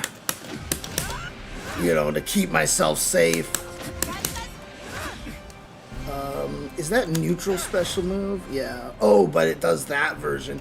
Okay, so it's not necessarily that useful. So, but see, the way that I'm learning to play Black Panther, I'm gonna be very Bast's love dependent. I'm spending a lot on that right now. I mean, I could just do that actually, which is not too bad because this is minus 15, which sucks. But I could just do that, which is minus 9, not as bad. And I could also stagger it a little bit, catch people off guard. So I could choose to do nothing, or I can do stuff like that, right? I can try to be tricky with it. You know, like that, or I can do...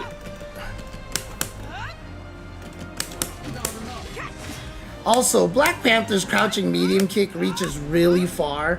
I swear she's like Dhalsim when she does this move because her legs don't look that long until she kicks. Then she just like reaches like 10,000 miles away. And again, you know, you're supposed to use your assists to keep you safe in situations like that. I'm just thinking if in case I don't have my assist ready, or if I want to save the assist or something like that. I'm just trying to figure out how to fight with this character by herself first, you know. That's also good. Yeah, the amount of options she has off of this, as long as you keep switching between them, I think it's actually really hard for your opponent to kind of know what it is that you're gonna do, because you know, to punish this probably requires you to try to dash forward or something like that. But then, you know, that's not gonna work against that. And then all of a sudden I'm gonna do this and catch you low because you're trying to like jump. Like if I do this all the time like this, and I do it again like this, and then you're like, okay, well, I'm gonna try to jump at you, and then I decide to do this, and you're holding up forward, you're not gonna block at your legs, and you're just gonna get hit, and then I can call the assist, and then get the combo off of that, etc., etc. I hope there's a 2D game that has a floor break mechanic. I mean, Mortal Kombat 3 had the ceiling break mechanic.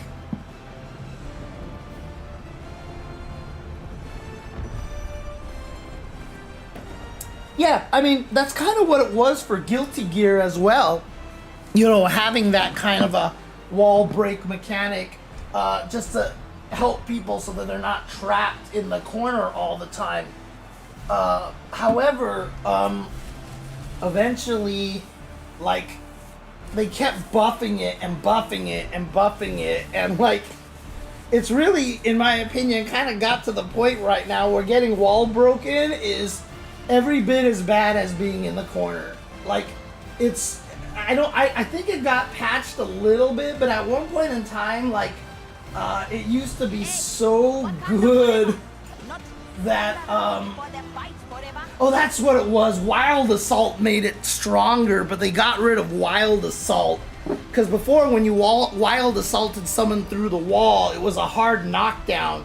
So you didn't have to have a super to get the hard knockdown. If you break the wall with a normal, they get up a lot faster. Or I forget, they can tech roll, I think it was. But if you knock them through the wall with a super, there was a hard knockdown, so you could get a guaranteed like safe jump setup on a lot of these guys. But then they made it so that Wild Assault also did it, and so it really cheapened the value of wall breaks. But ArcSys literally was like, okay guys, you were right, this Wild Assault mechanic's not working out, we're taking it out. Like, they literally removed Wild Assault from Strive for the Strive 2.0. It's crazy. Yeah, nobody can get the air dash fast enough after a wall break, unfortunately. Because most air dashes are pretty slow, you know. Ooh, that's irritating. Okay.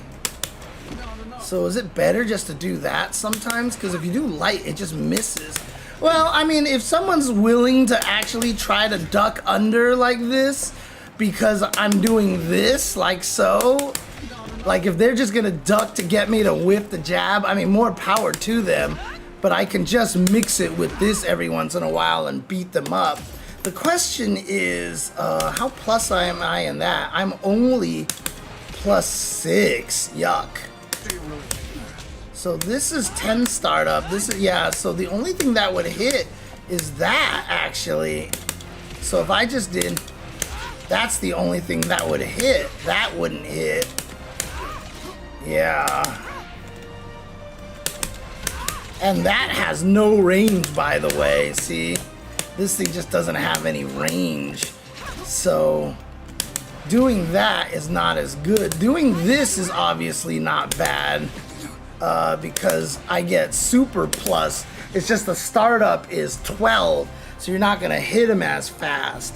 But I can get all sorts of cool shit off of that. Like I said, if I hit him with that. But if I'm trying to hit someone crouching, like if I'm doing that to actually hit someone crouching, then I shouldn't do the jab. I should just be doing that. And if I hit him crouching, you can see I'm +10 because it just hits, it falls a little bit before it hits them. So I can actually hit him with this because the startup of this is 10. So that's a perfect. So there's definitely input buffer, I feel like, because otherwise that would be a 1-frame link. But it's not. Whoops.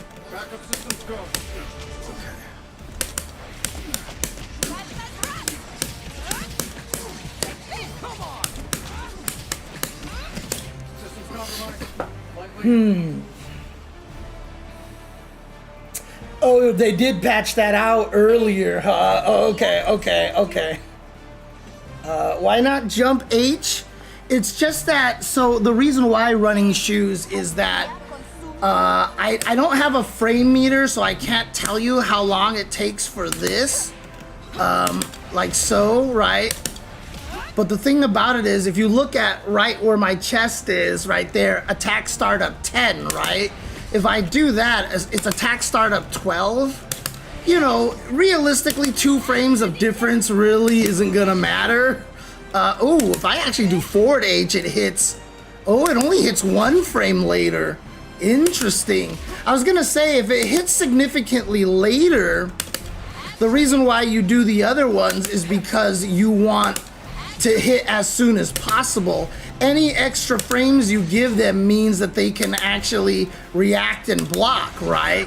But if it's literally the difference of 1 frame by using forward H, it might depend on the character. I don't know how much they do same hurt boxes between characters in this game. So like if I did this, for example, start button, is it this button? There we go. So if he's crouching,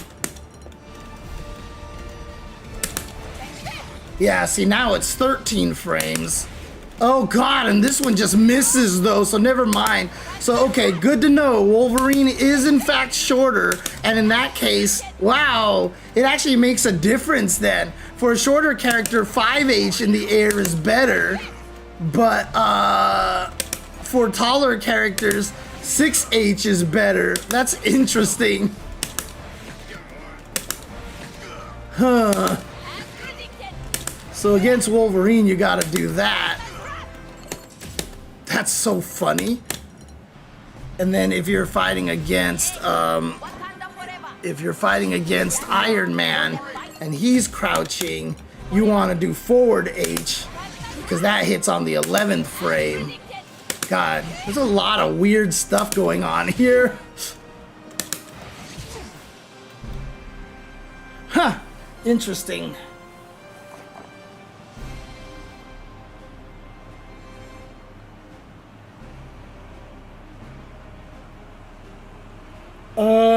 know, jump light attacks aren't even overhead in this game. So instant air dash light is just a... That's true. That's true. I forgot about that. That's right. Jump lights are all mids in this game. And I'm pretty sure the reason why they wanted that was to prevent you being able to do... Like every character being able to do that mix-up, basically. Just being able to do jump heavy into that or jump... Oh no, you can't chain off of that. Can I do forward heavy into it? Yeah. They just didn't want everybody to be able to do this so easily.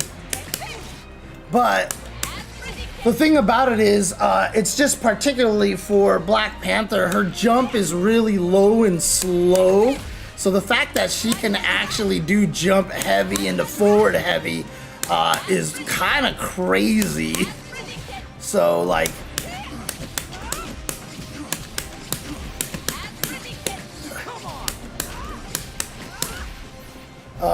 it's pretty crazy.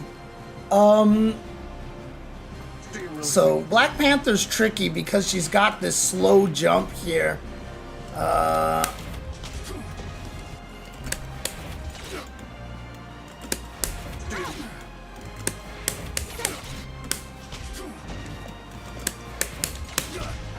Oops.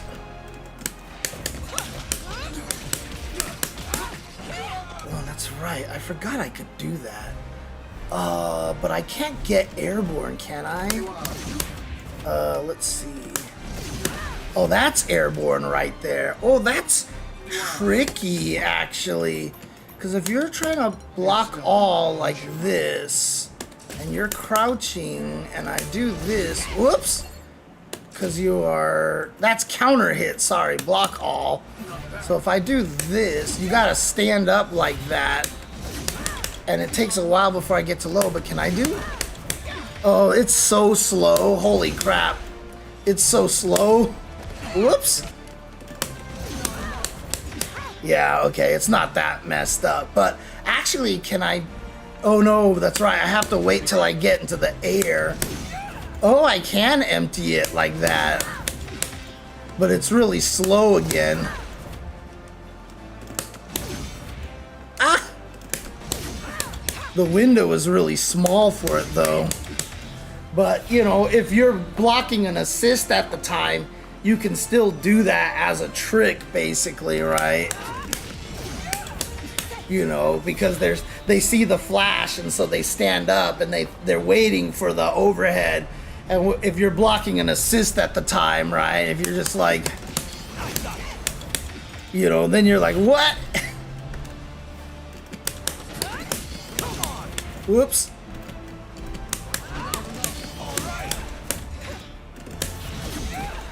I don't want it to hit.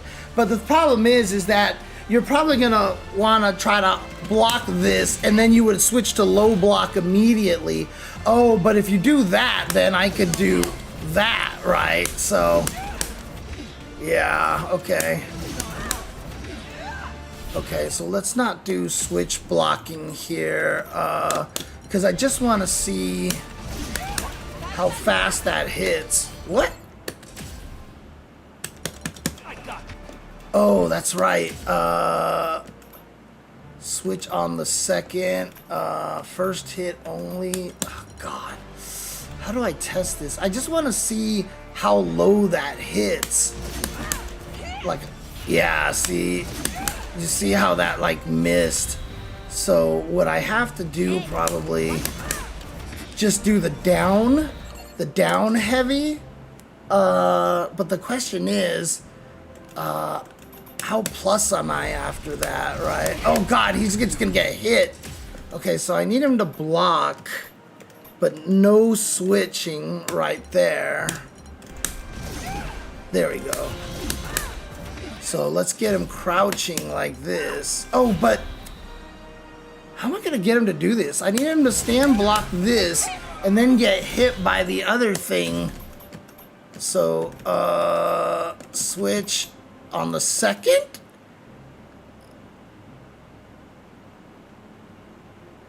I guess that should work. Let's see. Yeah, so if I make him standing. What? I don't understand. That didn't work. God, I'm so spoiled by freaking Street Fighter, dude. Like, it's so hard for me to, like, figure out how to do some of this in this game here.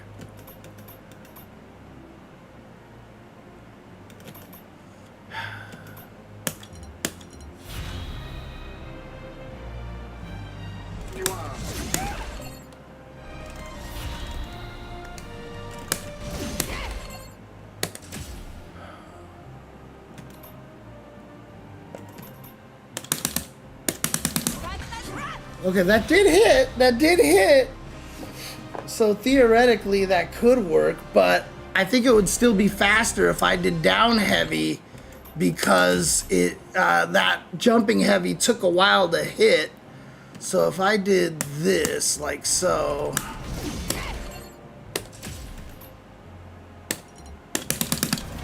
Yeah, see, that's 12 frames, but I'm only +5. I'm only +5. Really? So can I not combo after that then? Because my fastest button is 6 frames.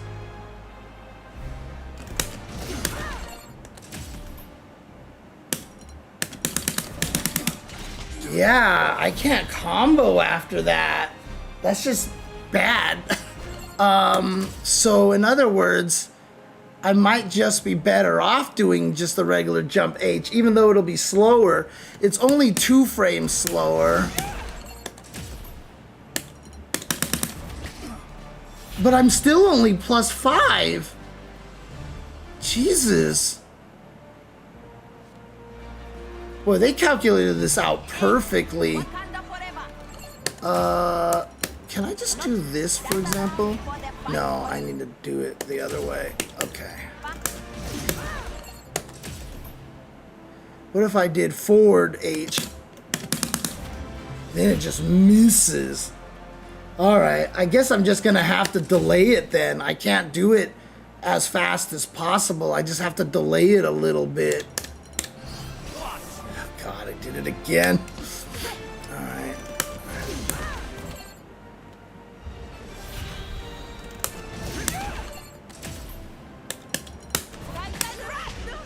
Oh God.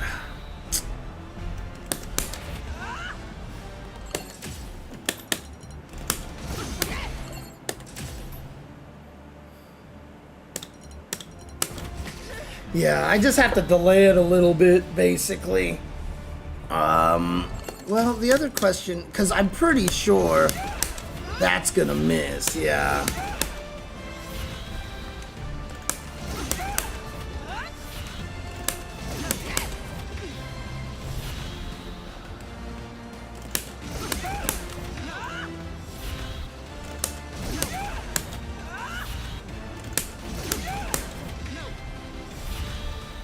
God, what's the timing? Yeah, that's basically it right there.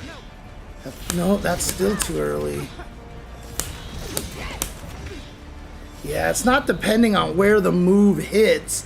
It just depends on the fact that I have to fly a little bit is just all it is. Because that's a double overhead, essentially, right there.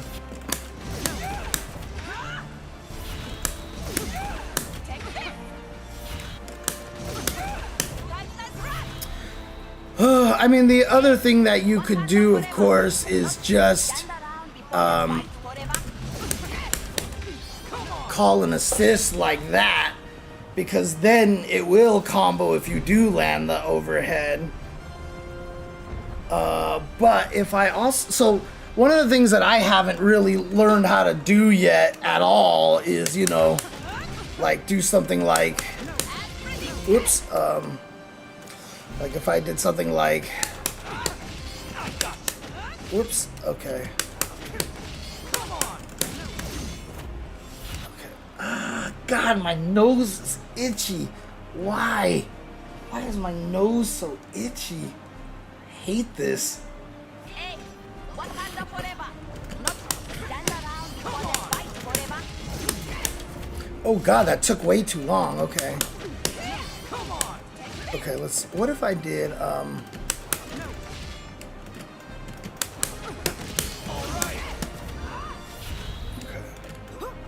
So if I did... Okay,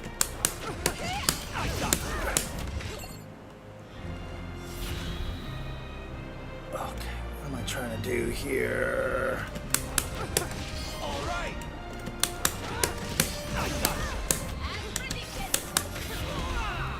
This stuff. I haven't learned how to do this stuff because this is the hardest part for me for tag fighters. Like, my brain doesn't, like, I'm so focused on a character, it's hard for me to multitask across two characters. And even though it's just like, it's just mechanics in a game, but because my brain separates them as two different entities, like, it's so confusing to me. Oops. Oh, God.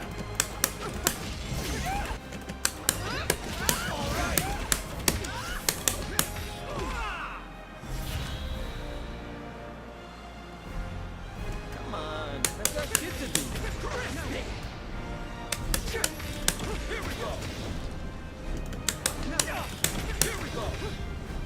It's minus 12.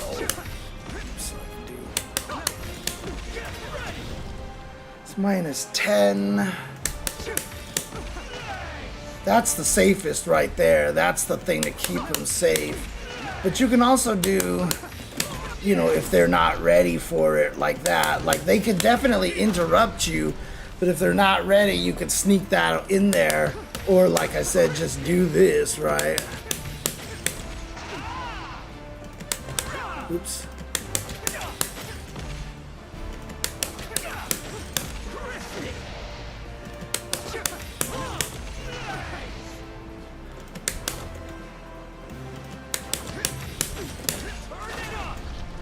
Do they have the same startup?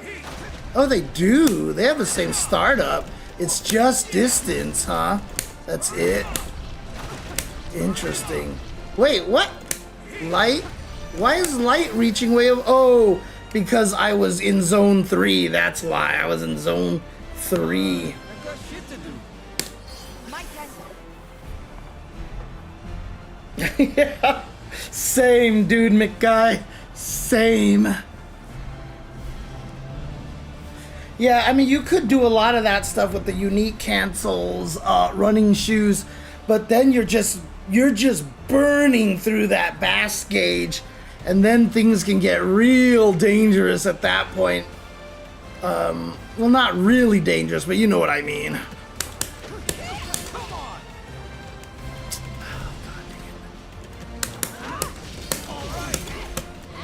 Ah! I'm hitting the wrong button. Ah, shoot. God damn it. I wanted to tag, so I paused. I wanted to tag, so I paused. Stand around before they fight. This is not the first time I've done this either. This happens to me a lot because I think what happens is, like, I want to tag, but I don't know where the tag button is, so my brain just goes, hit the pause button. Give yourself some time to remember where the tag button is. God, the tag button is down there.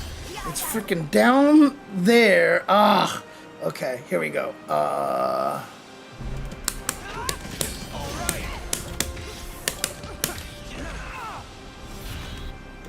I wish there was a frame meter. I swear I'm so spoiled by that. Because I just want to know, like, how plus... Actually, maybe it does tell me how plus I am. Let's see.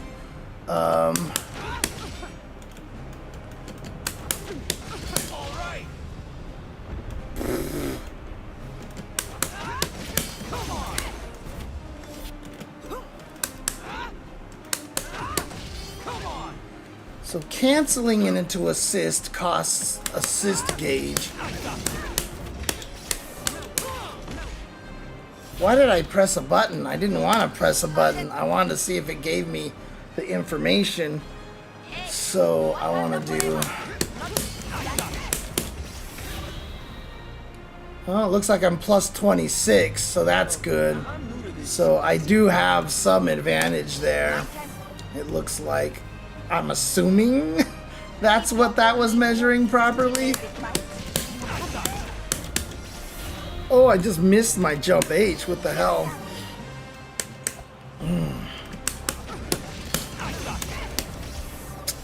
Oh god, I can't get any of my buttons straight.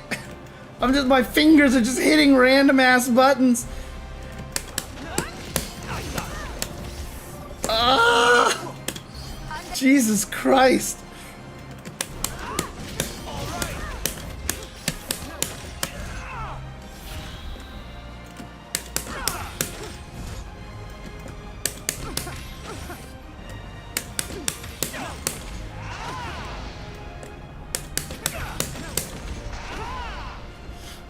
That's 23 frames?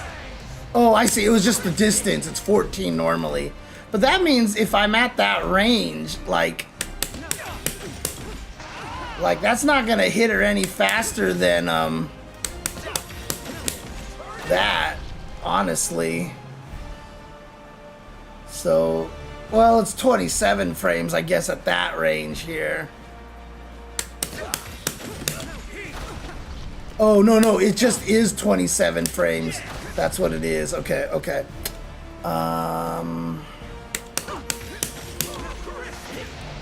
Ooh, that takes a long time.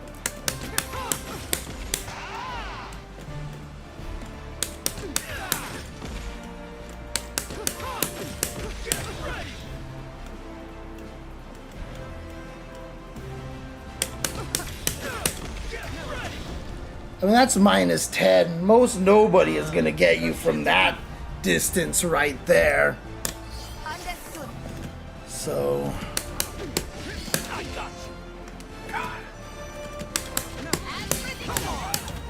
See, the hardest part for me is that some people can just do all like this crazy assist stuff because their brain multitasks so well and it just like makes sense to them. But for me, like, I've got a muscle memory every situation, and then if I want to improvise, like, forget it at that point. But also, it's just, I can't keep straight where any of these buttons are.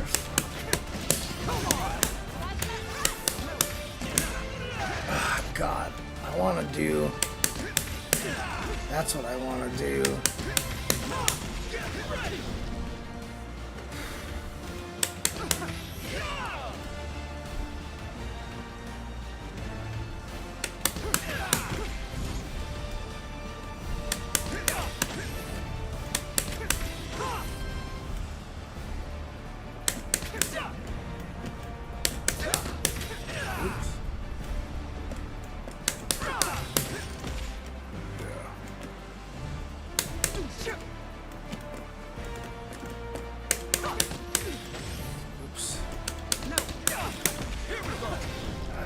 Closer, actually. That's actually the furthest right there.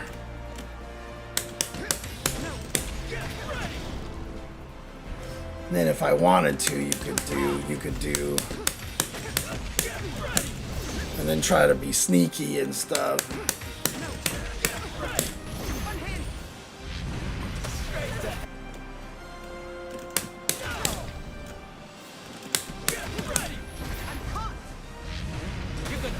How fast is that? That's 9 frame startup. And the OD one is 9 frames of startup. Okay. Actually, the other thing you could do too, you know, you could sneak that in there if you really wanted to, you know, if you get them used to, you know, stuff like that, and then they're just blocking, you could just do, hey, surprise! But that's not reliable. That's a hope they didn't see that coming kind of thing. I mean, what you could do is just do like, oops. Right, if they're scared of that, you could do... Yeah, you could do that, huh?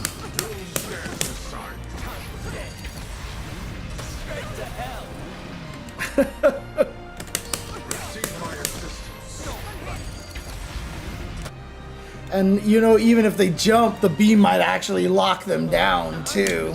Understood. So like, okay, let's, like, here's the thing. I want to do the sequence now with Black Panther, switch over to Ghost Rider, call the assist, and then do that sequence into the command grab. How many tries is it gonna take me to actually do that? Let's see. Okay, I didn't even remember what I was supposed to do anymore.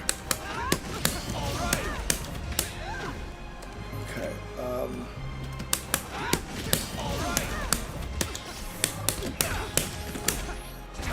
I didn't even call the assist. Jesus.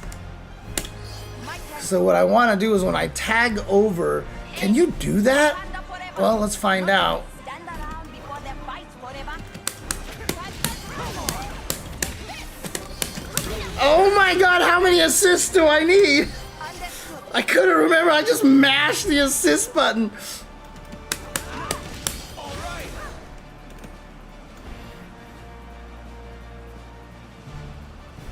Actually,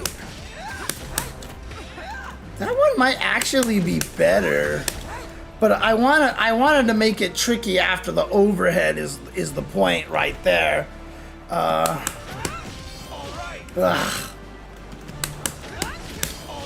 It's the wrong one, my muscle memory. That's not what I wanted. Okay. So, Jesus.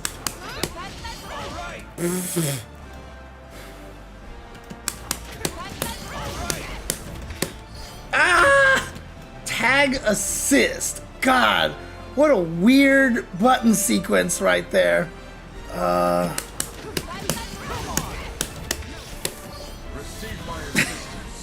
at least I got the assist. I just stopped doing anything afterwards. Okay. Nope, I wanted to jab. I wanted to jab. My turn.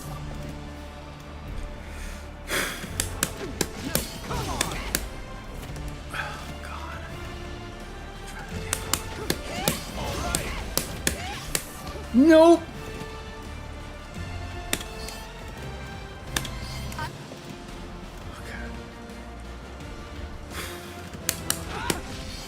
Jesus Christ.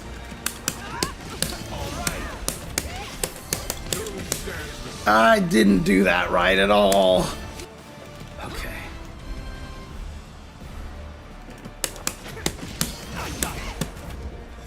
Wrong button. Forgot what I was supposed to do. I just didn't remember to press heavy.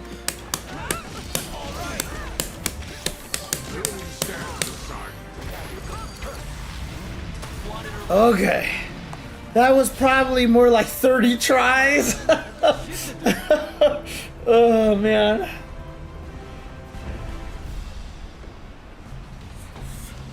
Oh, Nyanzaburo, the reason why I was doing that in particular is because I just wanted to do the double overhead, right? Because this is the overhead, so I wanted to into another overhead, right? So, because if I just did this into the airborne one, there's no actual overhead except for just the one. I'm just trying to add as many high-low mixes as possible. Yeah, so 1, 2, that second hit is the overhead, basically.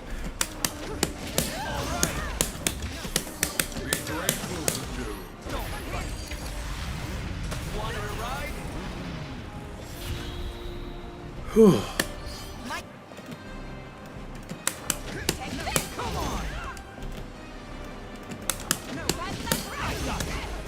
God, I just don't.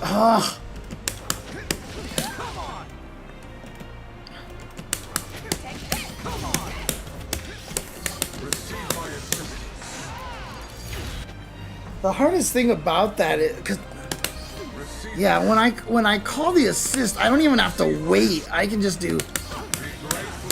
Yeah.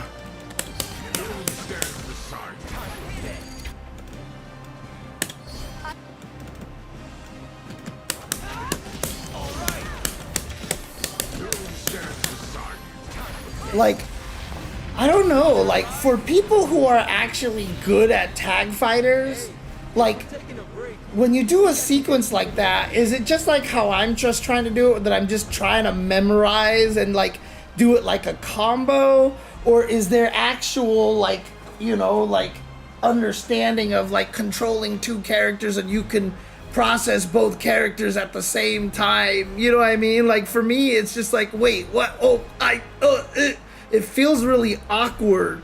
But I swear when I watch some people play these kind of games, like when they control the two characters at the same time, it's just like super easy for them, you know? Oh, look at this. Happy Electric Wind Godfist. What's going on?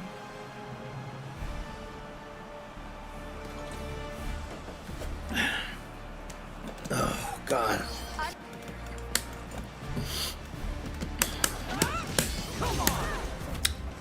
See, like, I calling the assist, and then I when I call the assist, it shifts my brain into other character, so that it's hard for me to remember that I'm still using Black Panther, which is the weird part.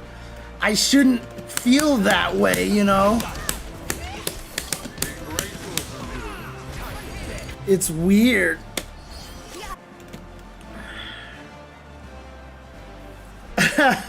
Yeah, I've heard the online matchmaking isn't particularly the strongest. And then just at some point in time, because this game has like so many buttons, I just forget where anything is.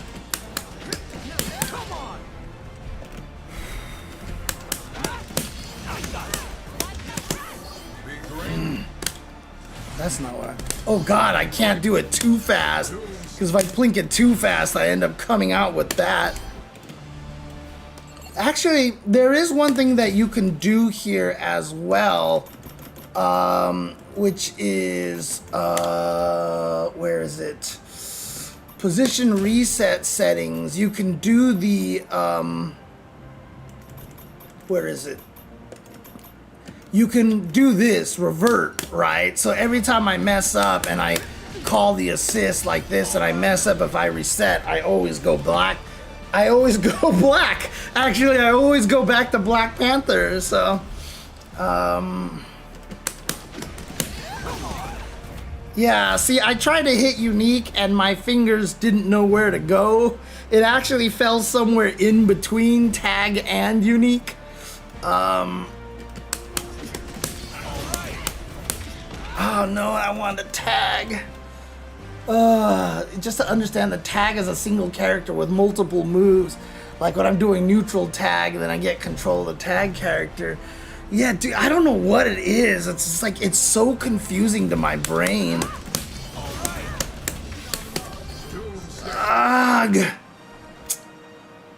See, like, I just completely messed it up right there. And see, I didn't know where unique was again.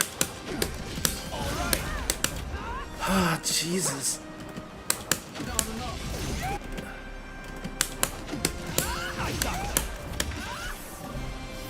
And then what I want to do, that's what I wanted to do. God.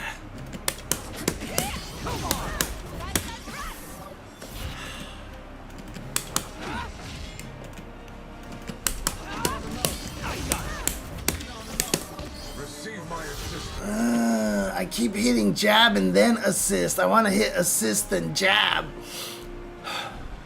If your only hope is to delay the fight, you have no.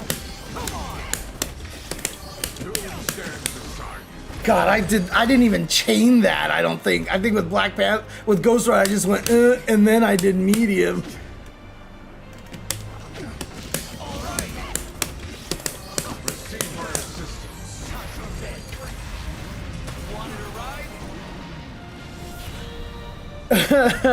Which region are you in, Chef Ahsoka? What region, like what time zone are you in? I'm just curious.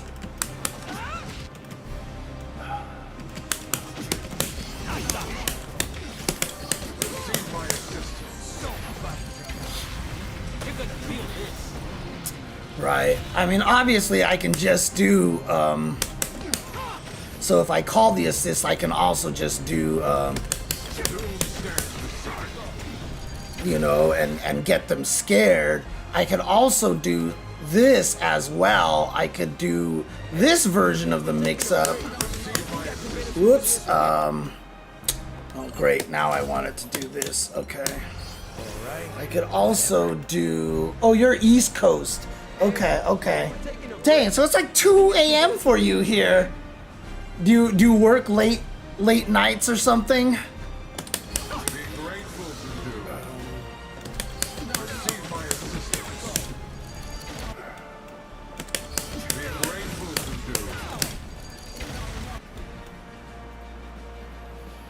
Random schedule. Okay, that's the worst. God, buffering in this game is really weird.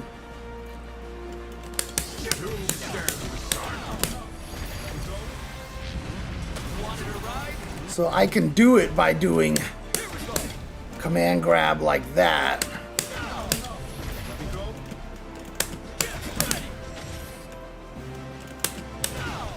Whoops. Like that, or I can just do regular command grab like that. Right, whoops. Or the nice thing about it is you can also be even more of a jerk and do into the low or into the overhead like that, right? So if I call the assist like this, I'm not super protected by that beam. Okay, that's a dangerous one right there. Because I'm minus 12 in that situation. So he could definitely hit me before the laser shows up. So that's kind of dangerous there.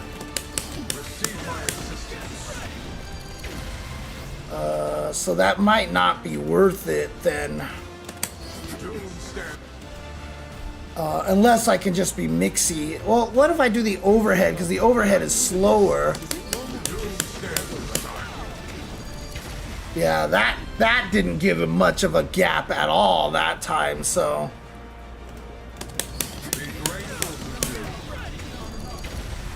I could probably also do... Like, there's a gap in there. But it will be later.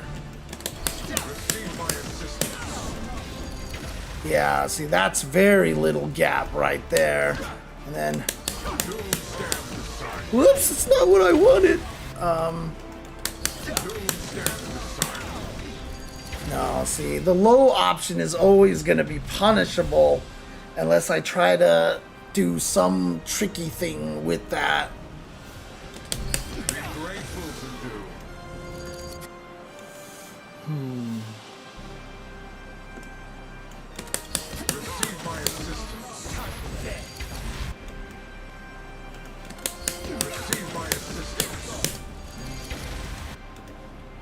Why is that so hard? I don't understand.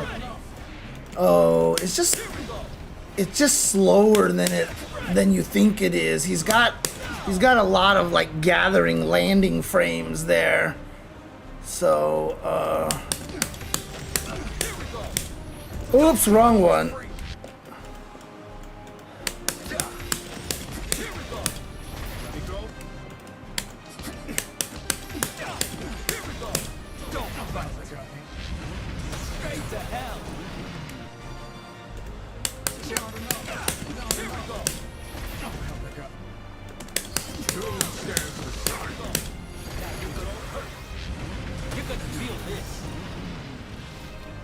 Whew.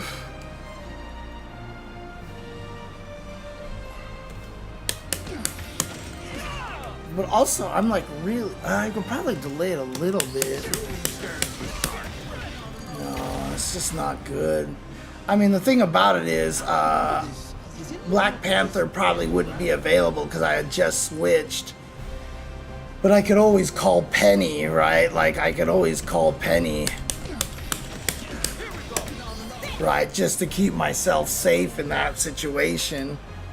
So let's see if I tried to do the whole entire thing there.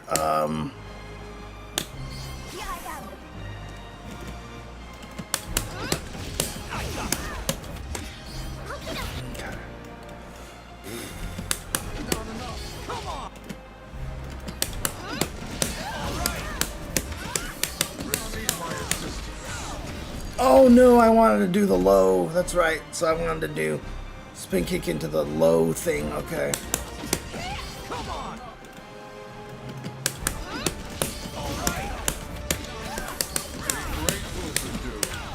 No, I did the other one.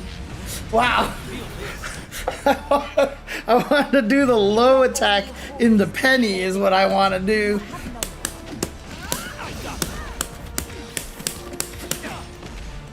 Okay. Whew. The next step for this custom combo would be to set the damage to random block so you convert in different, yeah, basically in all these different places.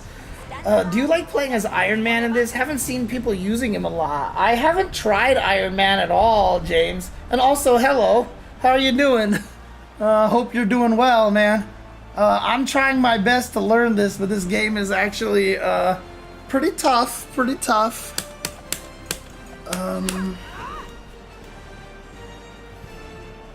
I'm not very good at tag fighters, so... God, see, as soon as I switch to Ghost Rider, my brain doesn't immediately go to Ghost Rider. I'm still like, wait, where am I? Who am I controlling? What am I doing? Like, I have to feel like as soon as I hit that tag button, I go to a different character and I'm doing all sorts of stuff. But I can't seem to get that to work for some reason. Oh, Jesus.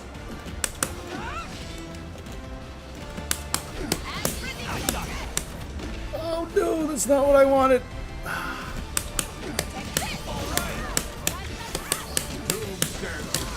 I couldn't remember what I wanted to do. I couldn't remember what I wanted to do. I was so happy I was getting the rest of it that my brain froze, and then I was like, wait, what was the ending that I wanted to do? Oh, Jesus.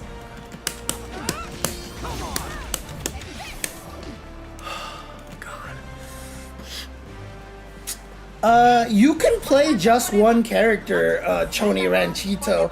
That's one of the nice things about this game is that you don't have to switch characters and all this stuff. But if you do switch characters, you just end up, you have better mix-ups, and it doesn't even necessarily make your combo stronger. Solo combos can do just as much damage as long as you call assists, but it just gives you better access to mix-ups and things like that. So that's the main advantage of playing multiple characters. Hello, Corinane. How many characters have a command grab? Ghost Rider, Magneto, and Storm. Yeah, that sounds about right. I don't know which others. I think the Champion has one, doesn't he? Doesn't Champion have one?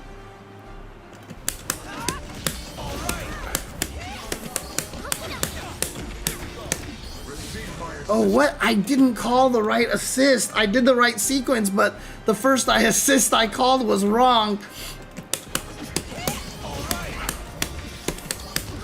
Oh, God. I have to do back and assist. So I want to do back assist and the back jab, essentially. Even though back jab doesn't do anything, but it just makes me so that I do the right thing a little bit better.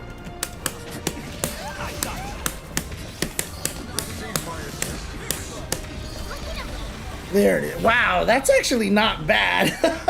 Because then he's just stuck in that laser, and then I get mix-ups after that. So that's not too bad.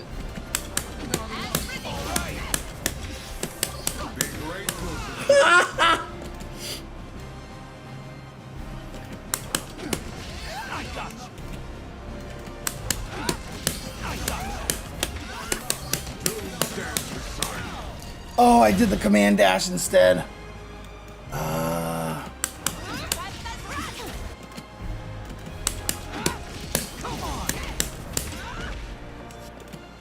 That's actually cool too. That double overhead right there, that actually was, wow. I can actually get that out in time? I can get a double overhead? That's what I should do before I tag into Ghost Rider. Whoops.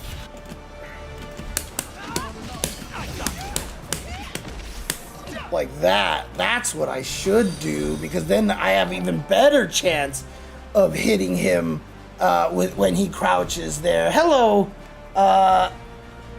Exaquiel Gonzalo? Exaquiel Gonzalo. Hello. Thank you for the follow. Appreciate it.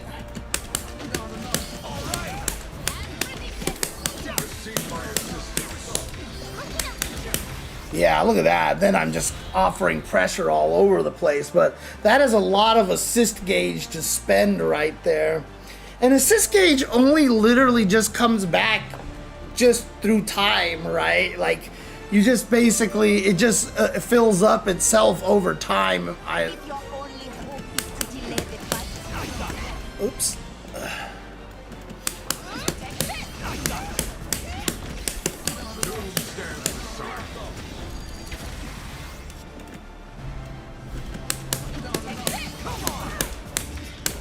Whoops!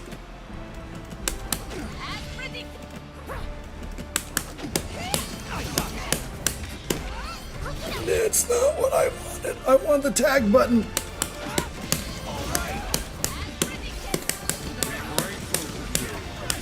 Oh no, I couldn't. I forgot. I was like, what button do I hit to call Penny?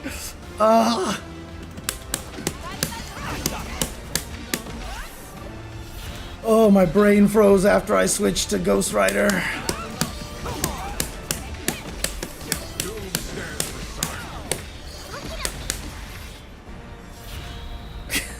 It looks scary when I do it. It looks scary when I do it, but... Whoops.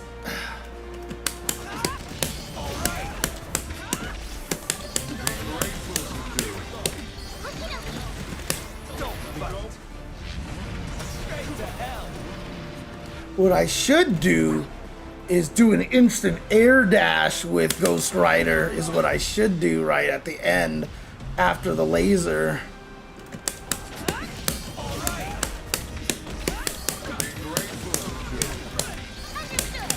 Ah! I missed it.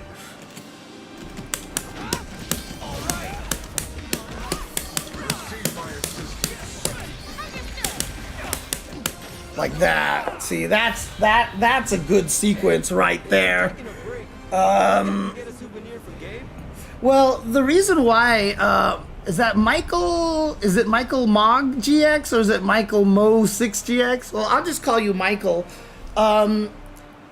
Because you don't have to do all this stuff. This is the high level stuff, right?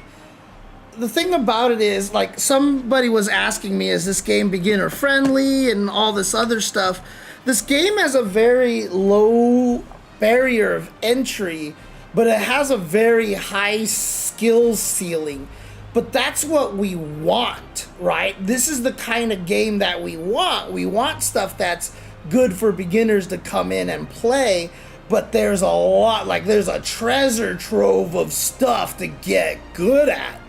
It's hard, okay? Don't get me wrong. Like, I've been playing fighting games for 35 years, so I'm trying to do, like, some high-level shit here, right? Because that's just how my brain is, and I'm like, coded, like hard-coded into wanting to do, like, the hard shit right away.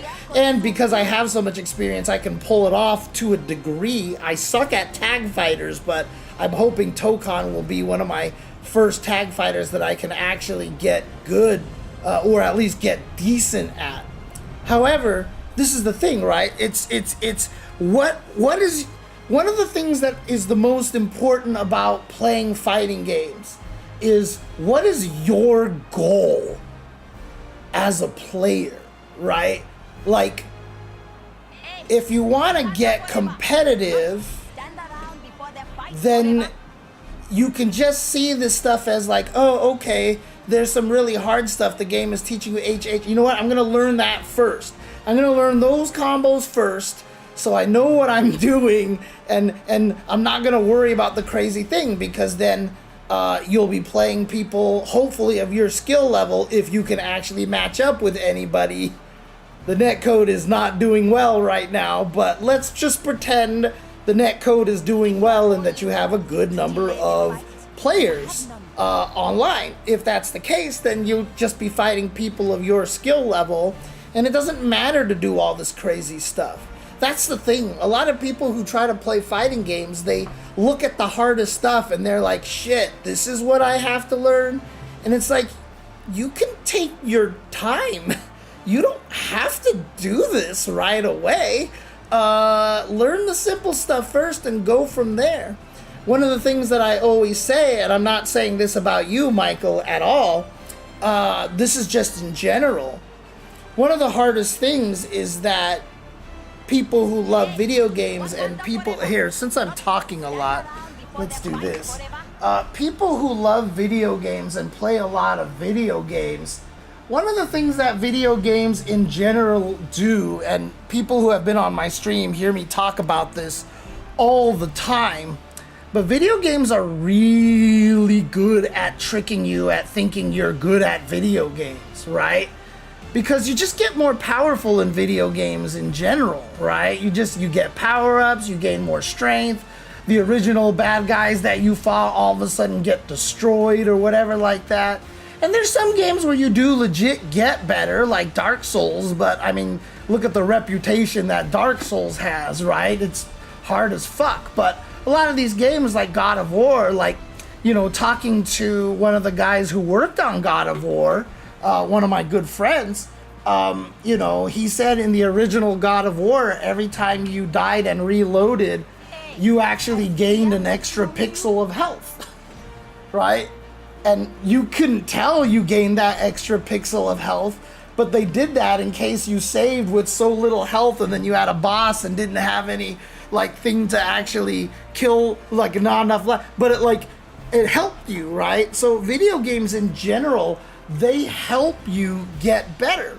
And so one of the hardest things is that when you play a fighting game, when people play fighting game, like one of the examples I always get is when Justin was doing the one frame links with Rufus, where he was doing stand light kick and the stand heavy punch, and someone literally was talking to me and they're like, why is this so hard to do? It sucks that I have to learn this. And I was like, you don't have to learn this. Just do dive kick, low short, light, galactic tornado. You don't need to optimize right now.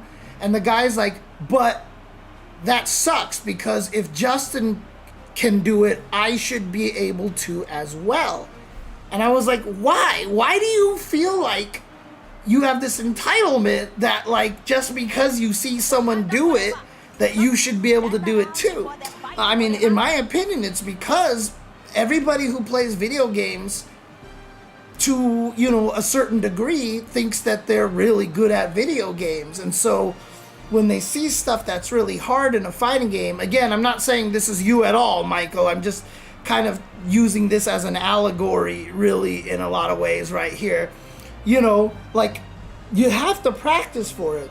The whole point of this being that when you first start playing a fighting game, it's okay to not do the crazy shit that you see. Like, if you go watch Justin's stream, like, it's not fair. Watching Justin play a fighting game is not fair at all. It's like, it's so demoralizing, because he's just like, oh, I see what this game is gonna do, and then he's just like the best person in the world, right? Like, it's kind of unfair, but Justin is like an anomaly, you know what I mean? Like, he's not someone that you should base your path on, right? I mean, one of the coolest things for me is that, like, on my Twitter feed, you know, for a while, it got kind of catered to having a lot of Japanese players, casual players, that would show up on my For You tab. And it was just a bunch of people being like, after 2 years of playing this game, I finally got to Diamond. I never thought I would be able to do this. I thought I would be stuck in Platinum forever, but oh my God, I'm so proud of myself. I'm in Diamond, right? Like, this is what most people go through. And understanding that and just like realizing that, you know,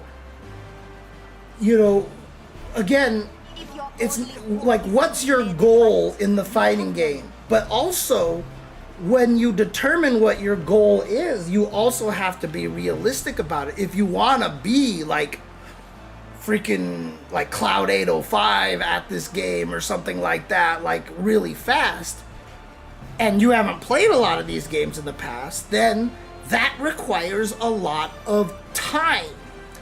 And if you're somebody who works a lot and has a family and stuff, you just have to be realistic. Like, I don't have the time to dedicate to be that good. So not only do you have to understand what your goal is, you have to understand if that goal is realistic, right?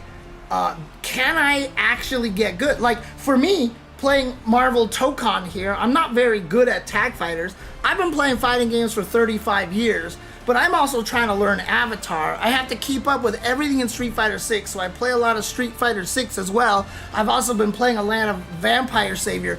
I have no belief that I am gonna get good in like Avatar or Tokon. Like, I don't think I'm gonna become like a really strong player in this game.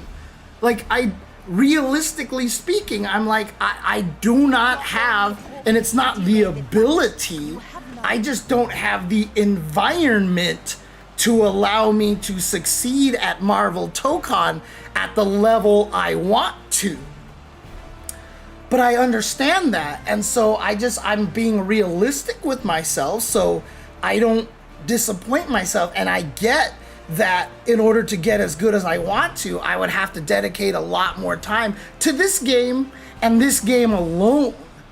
And that's just not gonna happen because, you know, for my job, I have to do a lot of other stuff, and my focus is, well, I mean, I don't even know if my focus should be on Street Fighter 6 anymore because nobody ever hires me to commentate Street Fighter 6. It's crazy. It's wild. Hey, Wakanda forever. Not stand around before they fight forever.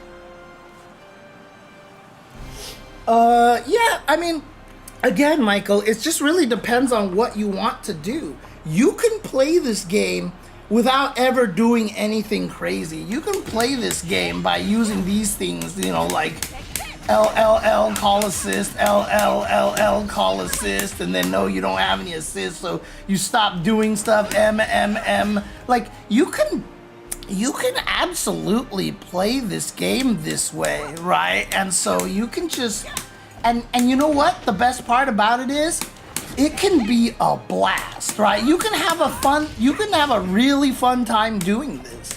Just kind of playing basic like this and just adding new skills as you go little by little.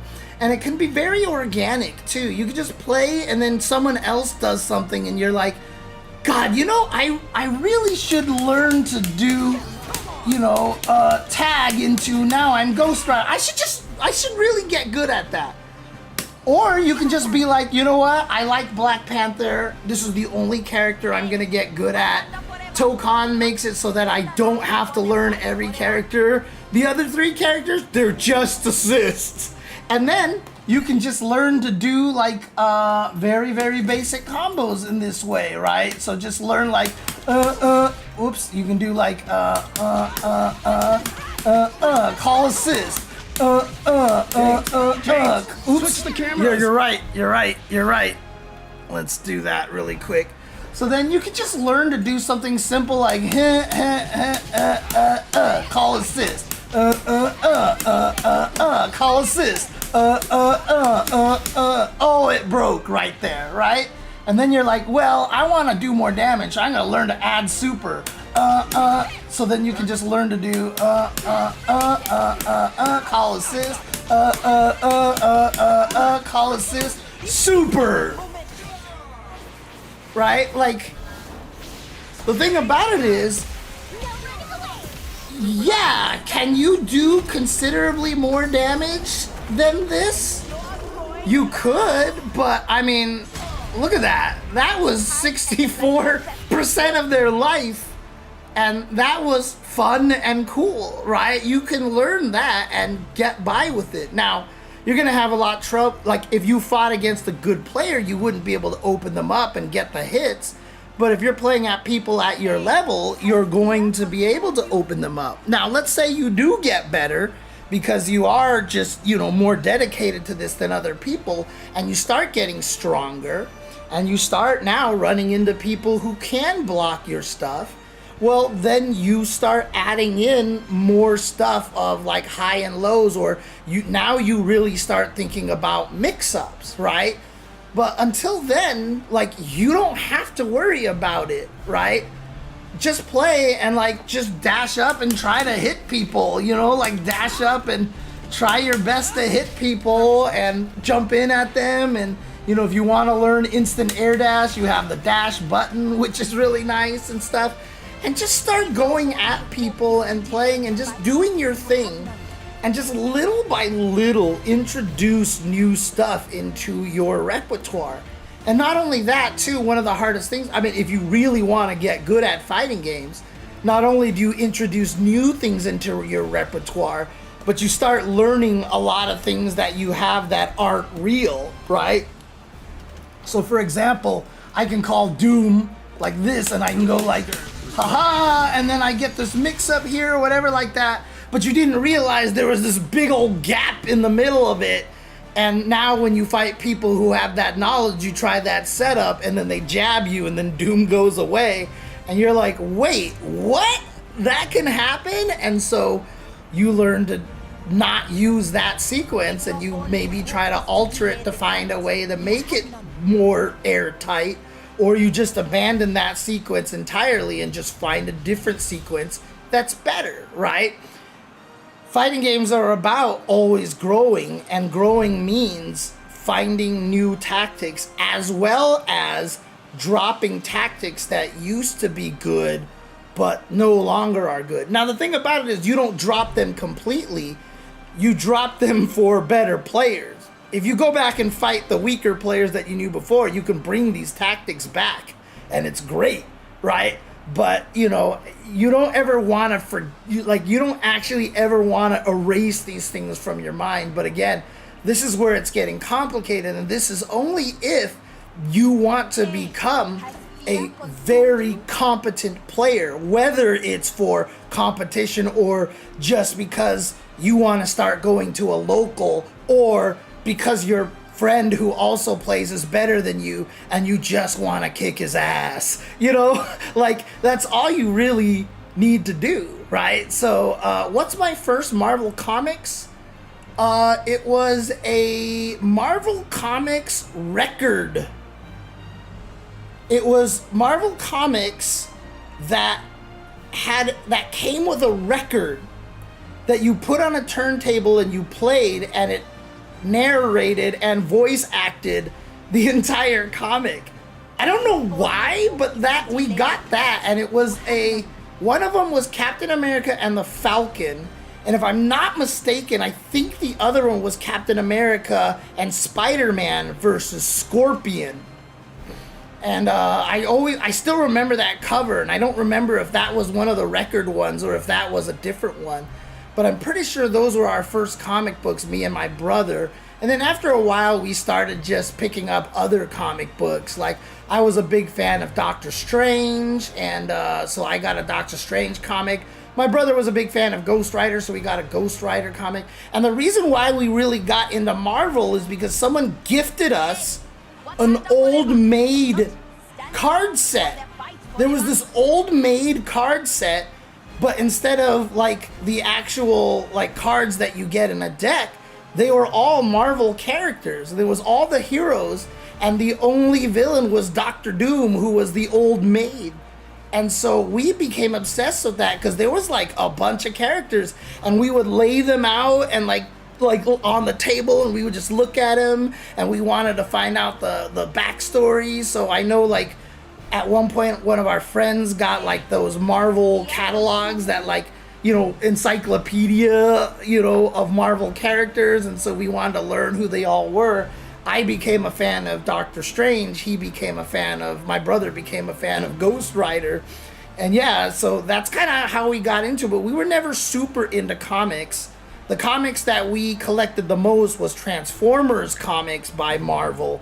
But superhero stuff we didn't get a lot of. But we always had a soft spot for Marvel and Marvel Comics, and thus when the MCU started going, like me and my brother are just like we're junkies for MCU. I don't know if he's more than me or not, but like I am just obsessed with MCU, and like everything they do, I'm like, that's so cool, you know, like it's really funny. But that's a little bit a sidetrack right there. Perhaps with you being a lore master, so to speak, with Avatar Legends, you could become one of the main commentators for it. I hope so. That's one of my goals. I haven't commentated a lot of games recently, like 2XKO and stuff, or like Invincible, because I don't know anything about their lore.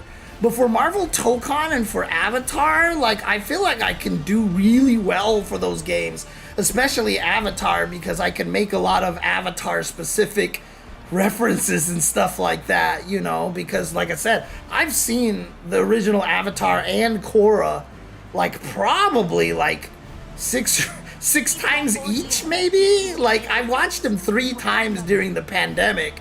I know that I'm 2 or 3 times during the pandemic.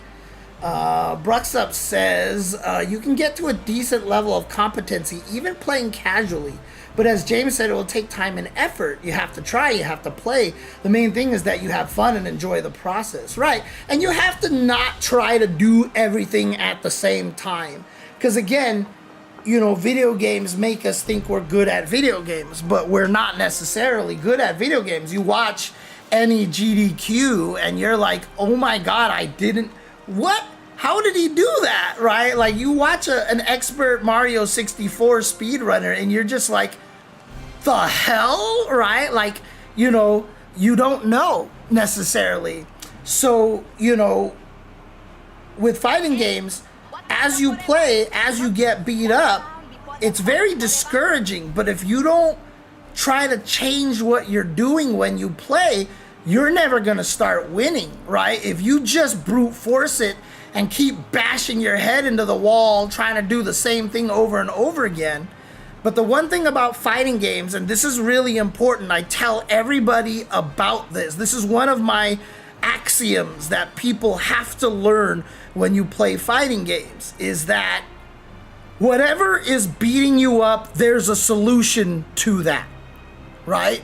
And the solution might not necessarily be what you want to hear. The solution might be, it's a rock, paper, scissors between these 3 options, but at least you know it's those 3 options, and so you're not going to be like, what am I supposed to do? This is impossible to escape, right? Well, if something seems really strong, or if some mix-up is unseeable and you're like, there's no way to survive this, you have to understand there's a solution to it and you can figure something out. But you're not gonna find the solution by not studying it and just, like I said, bashing your head against the wall. Now, can there be something that's too strong in a fighting game? Absolutely. And if it is, then everybody will be winning with it in tournaments, right? Is Mai too strong in Street Fighter 6?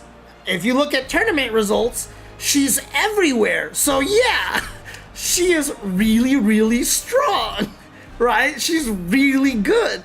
And so yeah, that's the thing, is if everybody's winning with it, then you can justifiably say it's too strong. If not everybody's winning with it, it's like everybody who says like Kimberly is too strong, right?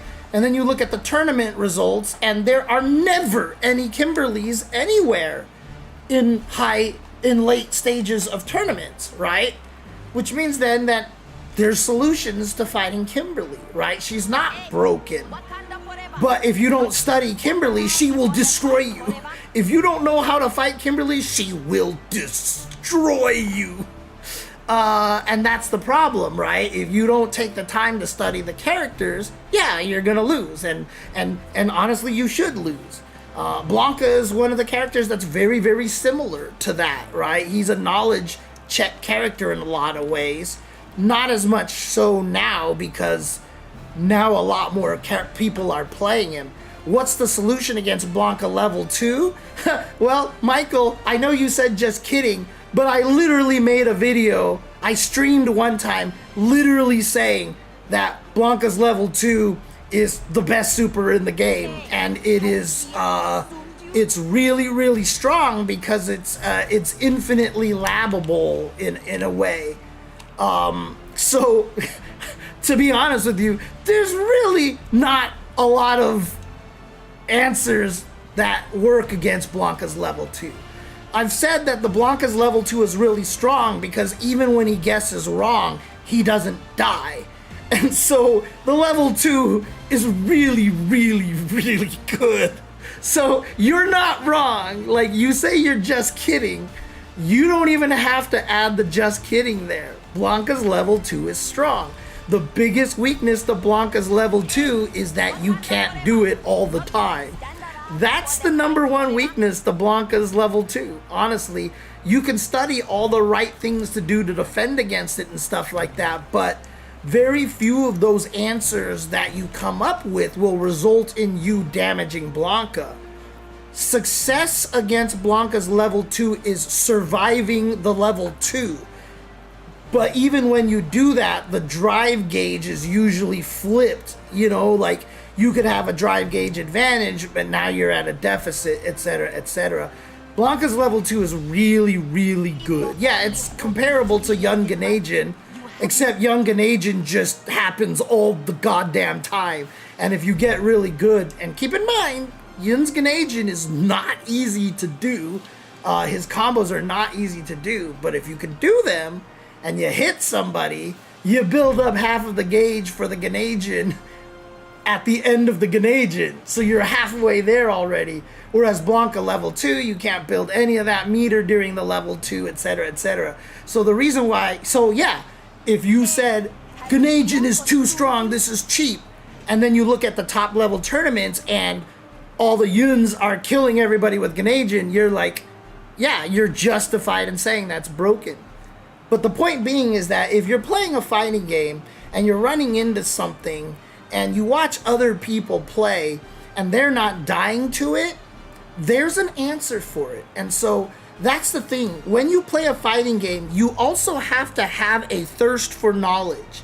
One of the most joyous parts about fighting games is figuring out solutions or figuring out ways to defeat things or figuring out new ways to open up somebody who can fuzzy your mix-up that you didn't know was fuzzyable. So you try to come up with something different.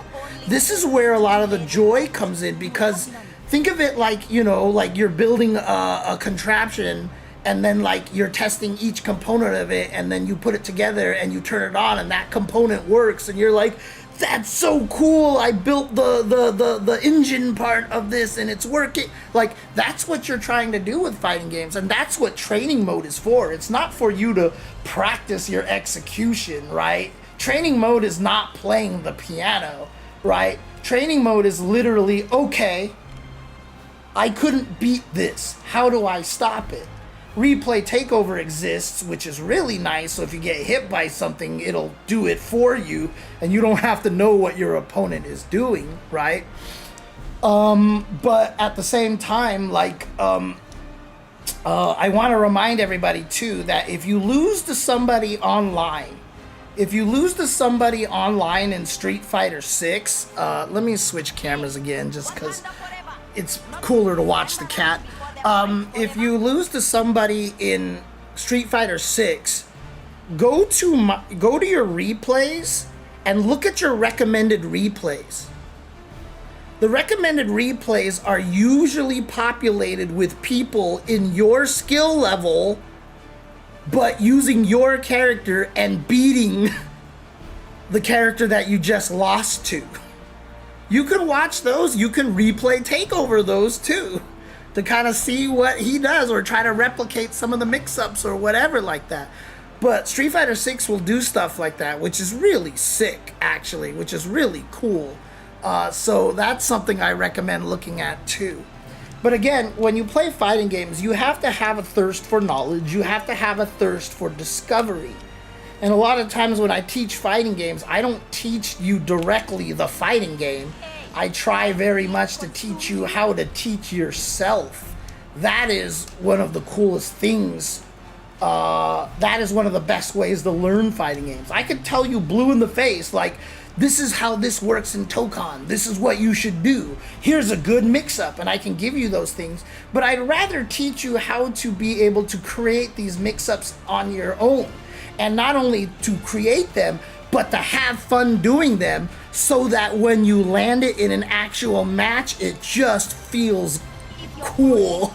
Like, you're like, oh, this mix-up might work. Like, this mix-up that I'm doing over here, if I can land this on somebody in a match and they get hit in the middle of this and I can convert a combo off of that, I will feel like a god, right? And that's one of the joys of fighting games. You come up with solutions, or you come up with a new thing, and then you take it into the match and thing works and you're like, yes, I'm the best, you know?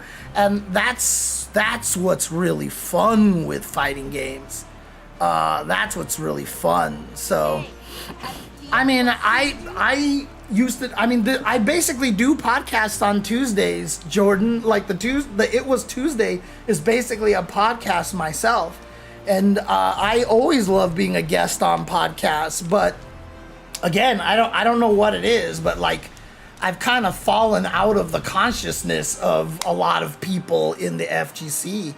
And like, there's some people that still, you know, try to get me to do stuff and everything like that, but you can see it, right? Like, you know, whenever there's like a new game comes out, we're gonna let influencers play it and stuff like that. I'm never one of them, right? So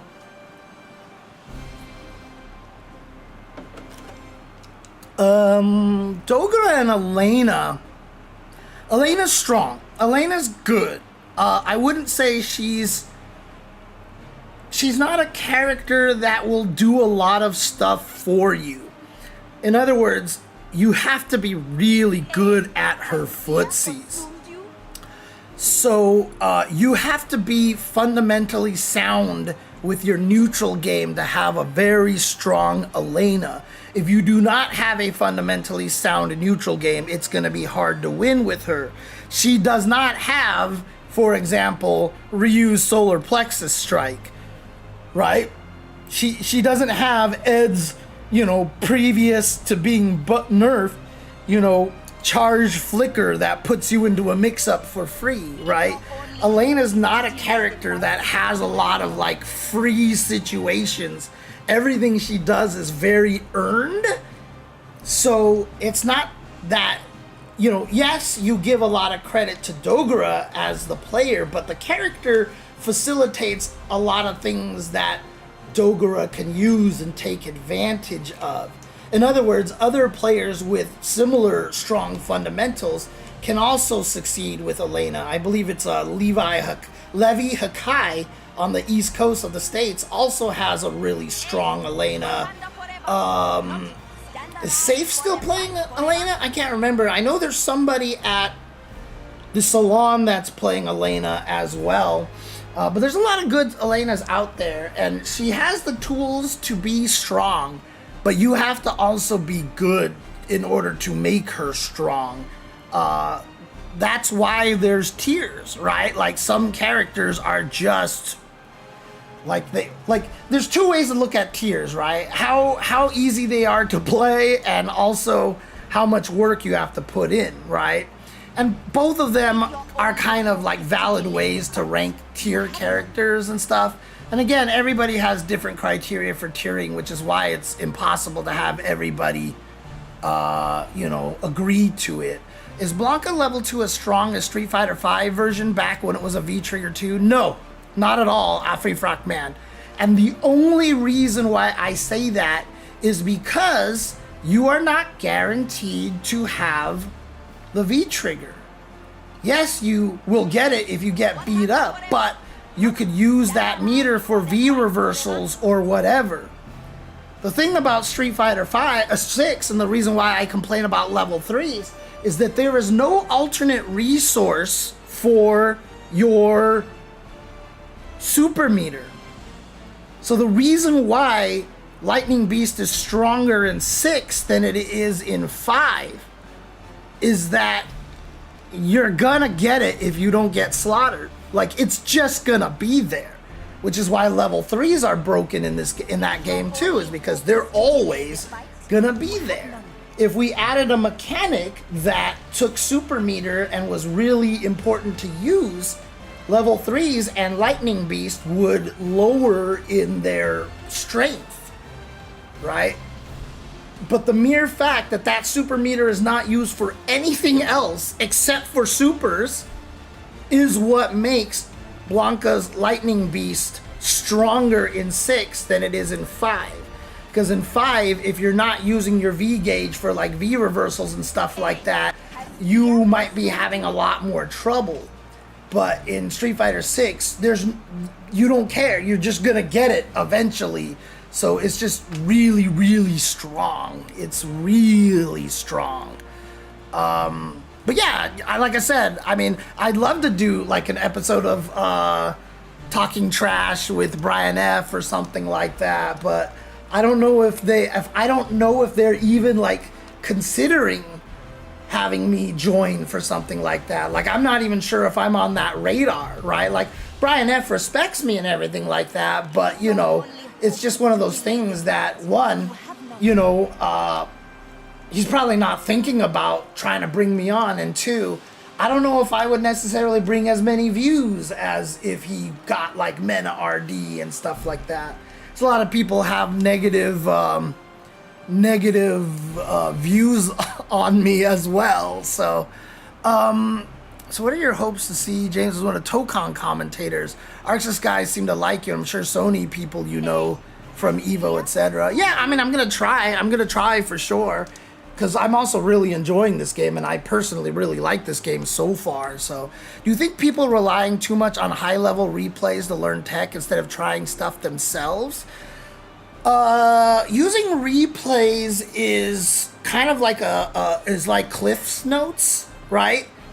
It'll tell you what the mix-up is, but it won't tell you why the mix-up is, right? You'll see a mix and you'll be like, that was sick. Like, you do something and you see this really sick, like, side switch that came out of nowhere. You're like, whoa, I'm gonna learn that, right? But the problem is, like, if you don't spend the time to realize, one, the setups you need to get to that mix-up, because a lot of the time, like, when you fight against Kimberly, you think, oh, every time she knocks you down, I have to deal with a can.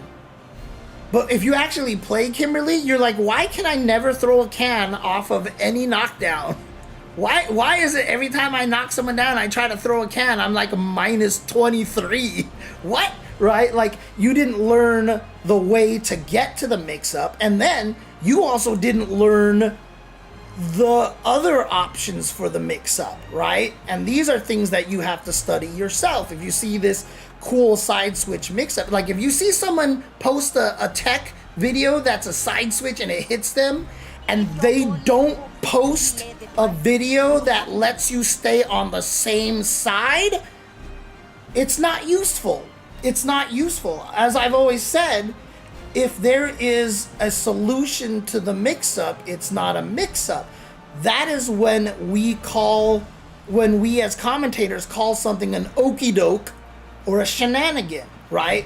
So if I have a mix-up that crosses up and catches you by surprise, and you're like, can you stay in the front? And I'm like, no, I can't stay in the front. Then the way it works is that your opponent never saw it before, and they just got caught by surprise. That is a shenanigan. That is an okie doke. You are banking on the fact that your opponent doesn't know this setup. And that happens a lot. Tournaments are won that way. Mena RD shows up to every tournament with a new Lightning Beast Blanca mix-up. And you're like, what? And it puts the opponent in a situation that they're not sure, what, am I plus or minus? I don't know. And like, it gives them like free offense sometimes, right? But that's because Mena RD is smart. He knows to save things like that, right? But if I show you a mix-up and you're like, whoa, can you stay in the front? I'm like, no. So I'm like, so every time I see you do this thing, I can always block the other direction? And I'm like, yes. It's not a mix-up then. If there is an answer to defending a mix-up, if I can give you an answer on how to defend a mix-up, it's not a mix-up. And that's what I always say, right? So, you know, in Street Fighter 6, you get knocked down, attack, throw, shimmy. That's the mix-up. How do I stop that? You do the right option to beat attack, or you do the right option to beat shimmy, or you do the right option to beat throw. But none of them will beat the other ones. It's literally an RPS. It's literally rock, paper, scissors. And that's why Street Fighter 6 can function as a game, because the core mix-up, the attack, throw, shimmy, doesn't have a solution to it, right? And so if you are just using a replay and you see this cool side switch, but you don't take the time to lab it and maybe try to see if there's ways to stay in the front, it's not a particularly useful thing, except to beat people on ranked because they haven't seen it before.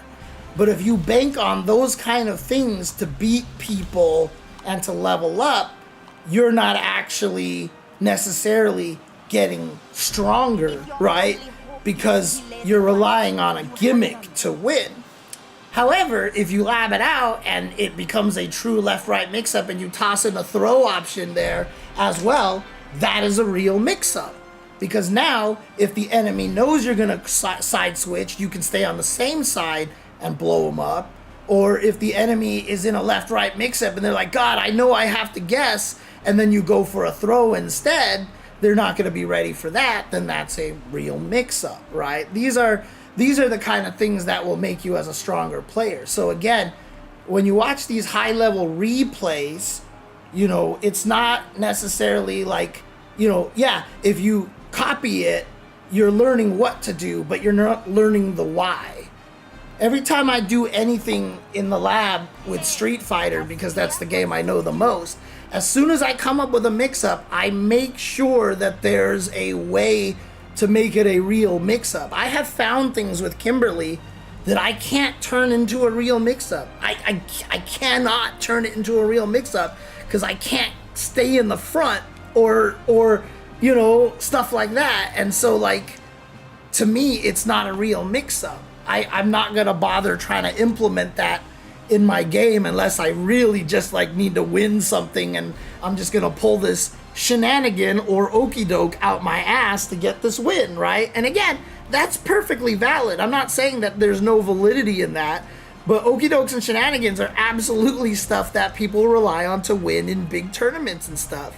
But you have to understand as a player that it is a shenanigan, and the difference between a shenanigan and a true mix-up, right? You as a player have to understand that there is a solution around it, and if you see them block it, you're like, oh, they know it, right? Or the fact that I'm just gonna try this because I hope he doesn't know, right? That's why you're gonna try it, as opposed to being like, haha, let me hit him with this evil mix-up. But if it's not actually a mix-up, it's not an evil mix-up, right? So you use it knowing it's an okie doke, knowing it's a shenanigan, betting on the fact that the opponent is unaware that this isn't a real mix-up. And you can win off that. And if you do, you did nothing wrong. You played absolutely right. You hedged your bets and your bet paid off. That's great. Great. Perfect, right? But understand that you got away with something, and, you know, that's not something you're going to rely on to open people up and win big tournaments. Because the first time you show it on a stream, everybody's going to learn how to defend against it. And so using it is just, you know, is an okie doke kind of thing like that. It's kind of weird to say it that way, but that's kind of how it works. So if that makes any sense. Let's see here. What else do we have? Let's see. Playing Elena right now, getting destroyed by Mai. Oh, that fight sucks.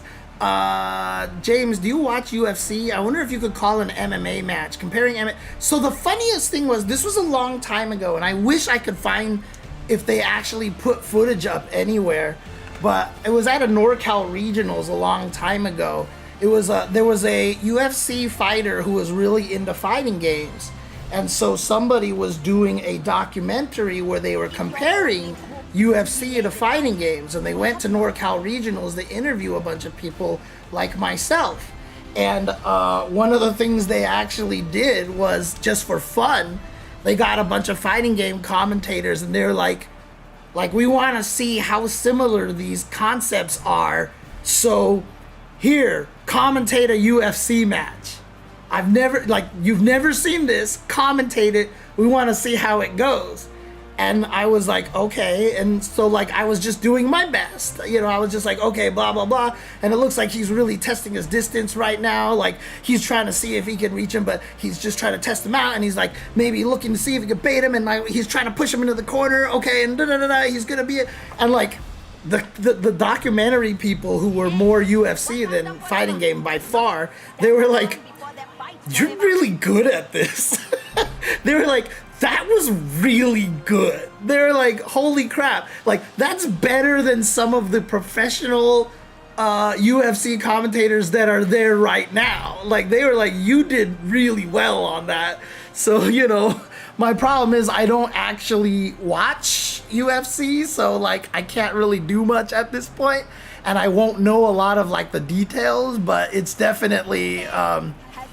you know, the thing is, like, I can commentate a lot of stuff because I have that empathy thing again, and I know some people come into my chat like, enough with the empathy, but like, it's a real thing and I have it. So like, I get when I see people do stuff, like things trigger in my head that I notice, like, oh, I think that happened because this person's thinking this, and it usually is correct. So new tech with Kim, there's some new stuff that you can set up with the triple bombs, like to add like a whole 200 damage to your combos and stuff like that.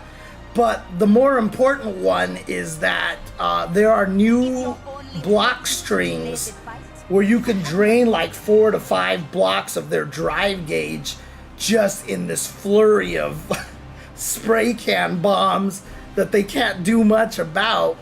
But if you recognize you're getting caught in one of them, you're better off just like drive reversaling now and making sure it's in a period where you can hit her. But I haven't tried it yet, but what I want to do with Kimberly now is use more bombs in neutral, and I want to see how that works, basically. But I haven't had a chance to do much with Kimberly because the new patch is out, but also so is Avatar and so is Marvel Tokon, so I've just been like so busy, and I haven't had a chance to mess with Kim. So oh yeah, you just mentioned it. Yeah, the drive gauge drainage, in my opinion, I think is one of the scariest things. But she starts with 2 cans. Remember, she starts with 2 cans. In order to get 3 cans, she has to reload. However, she can reload without going to 0 anymore, which is really nice. But that does mean she has to give up some of her Oki, except for those particular setups where she can build a can and still be plus. You won't have a can mix-up, so you could have went for a can mix-up. Instead, you build a can instead. So you still have to sacrifice a really potent situation, hoping that later on you will be able to drain their drive gauge with the 3 can setup. Right? That's the concept. You can either go for a mix-up with 2 cans right there and still do a ton of damage, or you can try to build up the 3 cans and hope that you can use that for your advantage later, which means you aren't using any cans in the neutral, and you're not using cans after the level 1, etc., etc. I think Kimberly is stronger. I do not think she is more stable, but we'll find out. We will find out. So,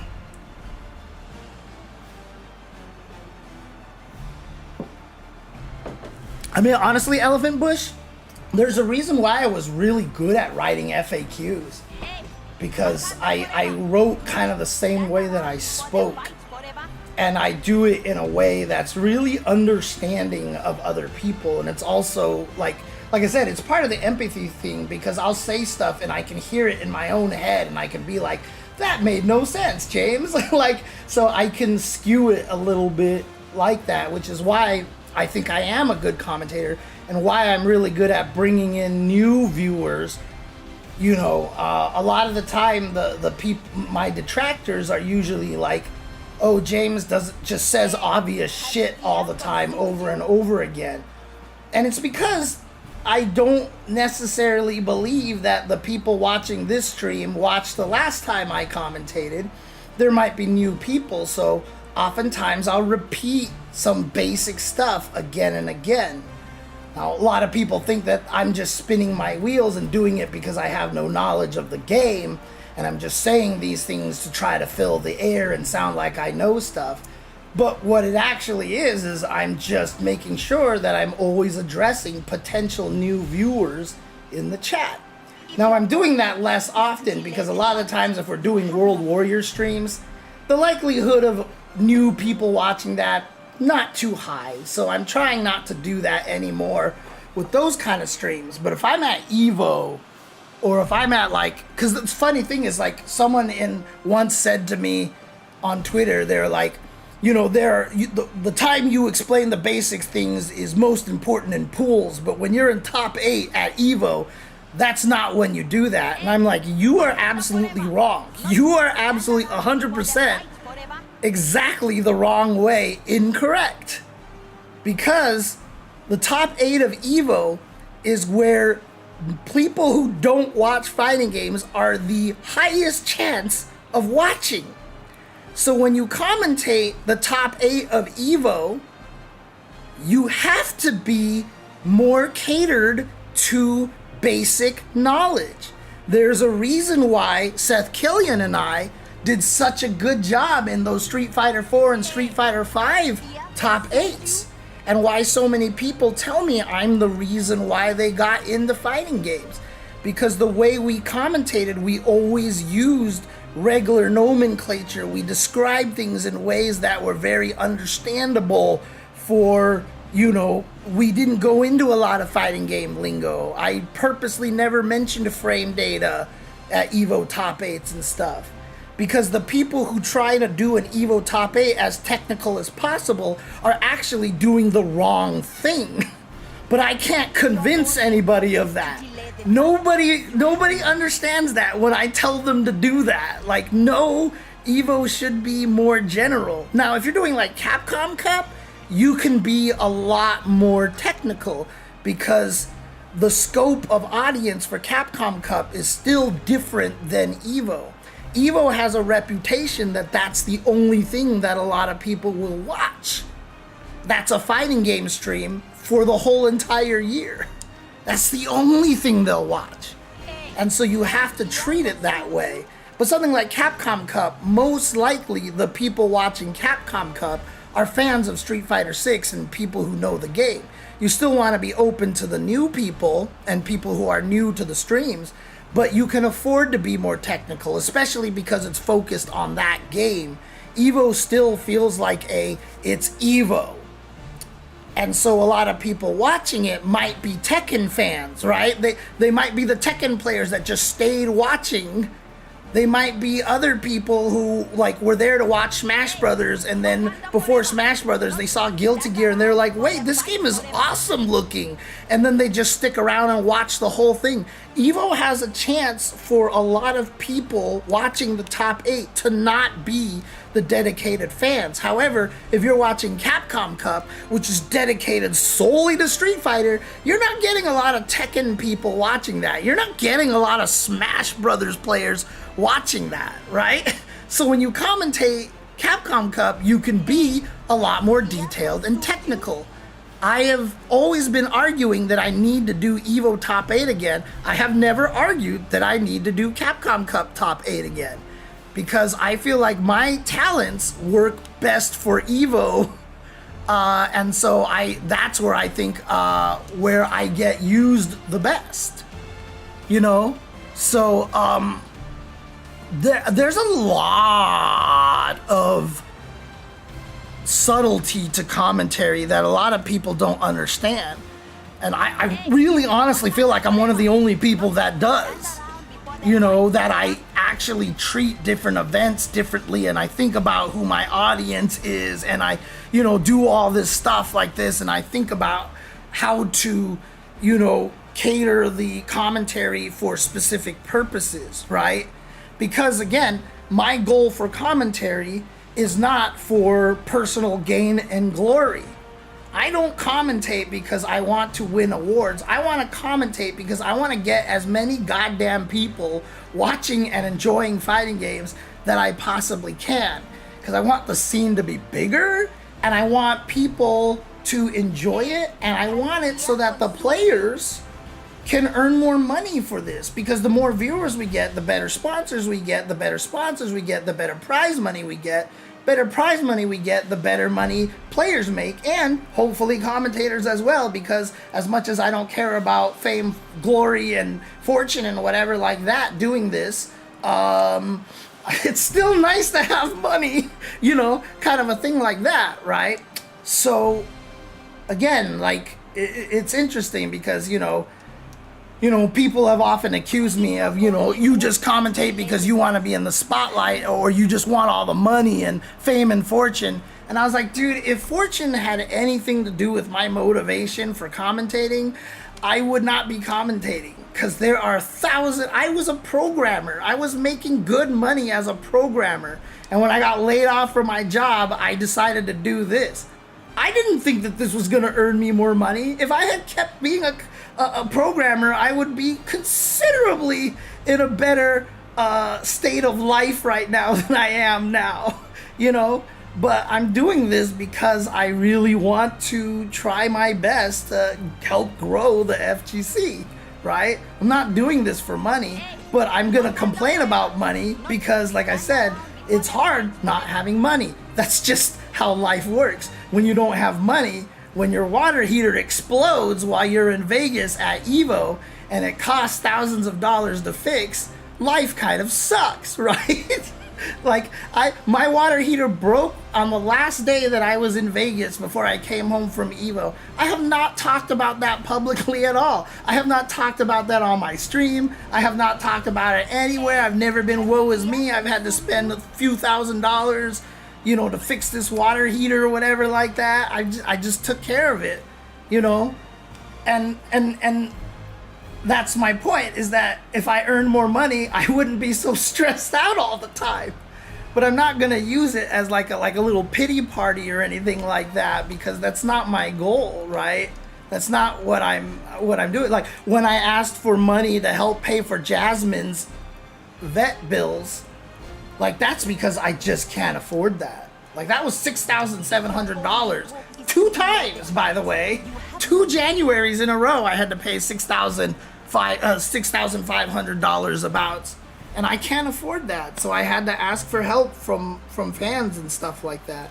And you guys came through and you helped me. And I'm really lucky, because not everybody has that ability to actually get those, have that kind of support from people. So I really do appreciate everybody who's helped me with those kind of situations. So of course, you know, I'm gonna try to advocate for more money in fighting game commentary, and I'm gonna wanna do stuff that earns me money, you know, because it just makes life easier to live, right? But, you know, I'm not looking to get rich. Like, if I was doing commentary and I was able to sustain it like I was in the past before the pandemic. So the pandemic, if you guys don't know, killed all commentary salaries. Like, when we were being flown to a bunch of places by Capcom for the Capcom Cup during Street Fighter 4 and early Street Fighter 5 era, like, that was something that we could sustain ourselves on. But as soon as the pandemic hit, all the money disappeared. All the money disappeared from commentary, and it's never recovered. It's never recovered even after the pandemic was over. So it's just been really, really hard as a commentator to survive these days. And like I said, the crazy part is that, like, nobody asks me to do stuff anymore. I didn't get asked to do EWC this year, and EWC is, like, the last 2 years, one of the biggest payouts of commentary. And I didn't even get asked to do it this year for Street Fighter 6. So I'm going to be struggling this year a lot. So, you know, but it's just one of those things. Like, everybody I talk to is always like, James, you need to get a job. You need to get a job. And I know they're right. But, like, I have this weird problem that I'm just like, you know what? Like, if my life is kind of shit and I suffer, then whatever. I mean, it sucks. You just kind of wish that you had a lot of people on your side and who are rooting for you, kind of thing, you know. But a lot of times it doesn't feel that way either. In fact, it always feels like people are rooting against you, especially if you're a public figure. This is not me in particular. This happens to everybody, right? All the commentators, just like, you bring them up in the wrong way, and all of a sudden Twitter is just like, this commentator sucks, I hate him, God, I wish he would go away, you know, kind of things like that. And it's brutal out there. Like, people don't realize how hard it is being a public figure a lot of times. Hell, somebody in my chat just a couple of days ago might have been auto-modded. I think Mage Nicholas actually just like smashed him because one of the things that he said in the chat was literally a physical threat to me. You know, someone got banned because they literally posted out, they typed in the chat that they wanted to harm me, you know, and like, I didn't react too much to it because I was just like, you know, like, I'm in the public eye, like, this shit just happens, I guess. I don't know. Maybe I'm just desensitized. But I was just like, whatever, man. Like, whatever. It's just weird, dude. It's crazy. So, Twitter can be toxic, unfortunately. Absolutely.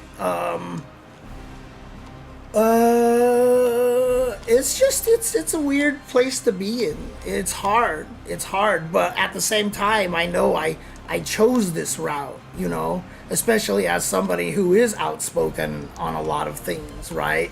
You just get a lot of people who hate you because you don't agree with something that they believe in, and that's it, and that's all it takes, right? So, I mean, the account has been completely,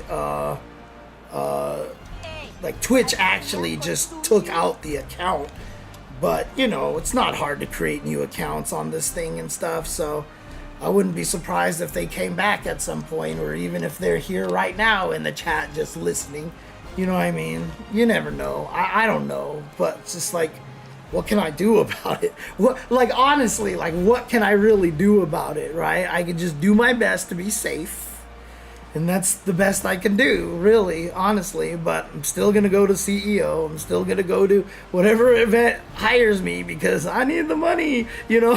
So, like, what am I gonna do? What am I gonna do? Oh, man. Well, what I can do, honestly, though, is feed a cat, right? Like, I can feed a cat. Hey, Wakanda I can forever. feed a cat. Not stand around before they fight forever.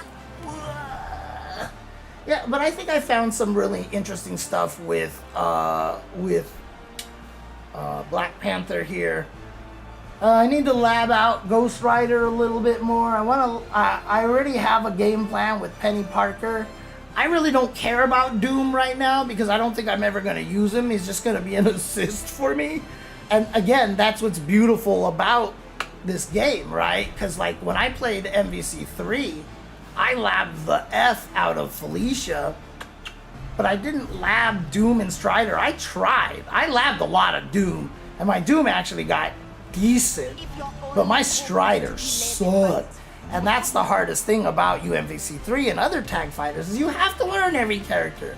That's not the case here. I just want to learn how to fight with Black Panther and Ghost Rider so I can set up my team, so I can do really, really evil things with Penny Parker, because my goal is to build my team as fast as I can, switch to Penny Parker, and then just start spamming her unique and spamming assists and just like trying to be as annoying as possible, because I think this would be funny if this actually worked, you know, like what is happening here? Like, why is there so much stuff on the screen?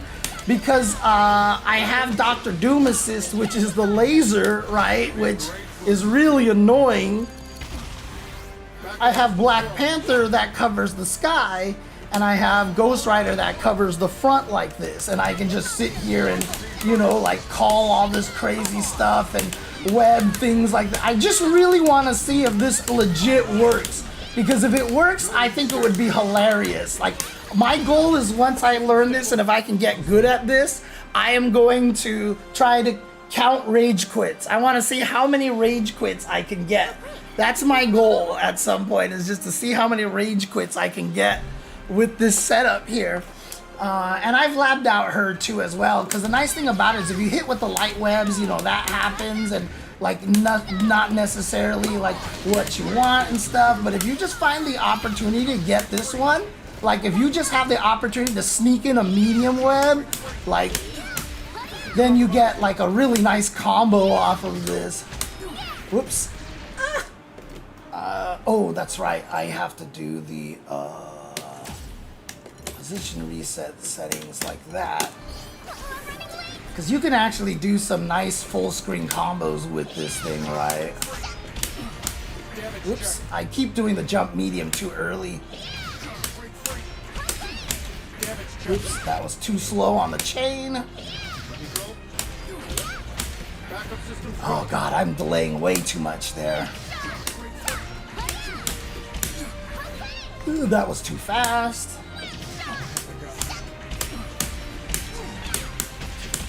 Ah, I missed my jump cancel.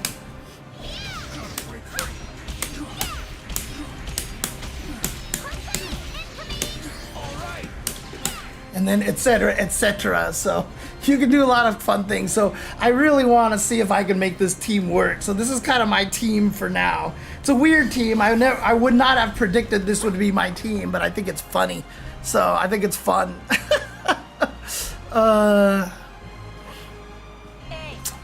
Yeah, saludos, Angel Freak. Yes, for sure.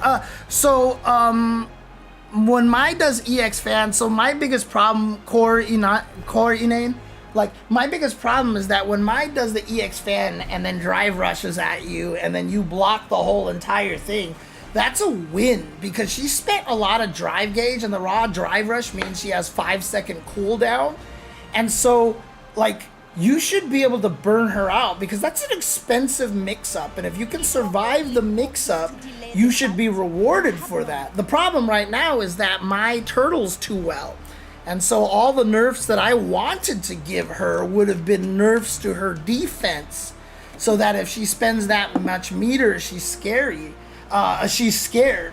I'm fine with her having broken fan offense if the downside is actually there, but the downside isn't there. So that's kind of the plan right there. So we're at a point now, Shay, where, as I've said many times on the stream, the worst thing you can be on the internet is wrong, right? If you're a racist, if you're an asshole, if you're a troll, if you're a dick, if you're a pedophile, if you're a whatever, it's better than being wrong.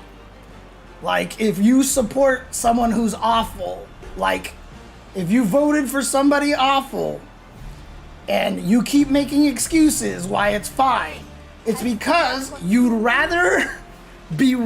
You don't want to be wrong for having voted for them, right? Like, you can't admit, like, oops, I made a mistake, right? Like, people won't do that. They refuse to admit they made a mistake there, right? They always do that. Like, the most common thing that I always hear is like, you know, like, oh, I mean, look, no, it's not a secret. Nobody's going to be surprised when I say I hate our current president, right?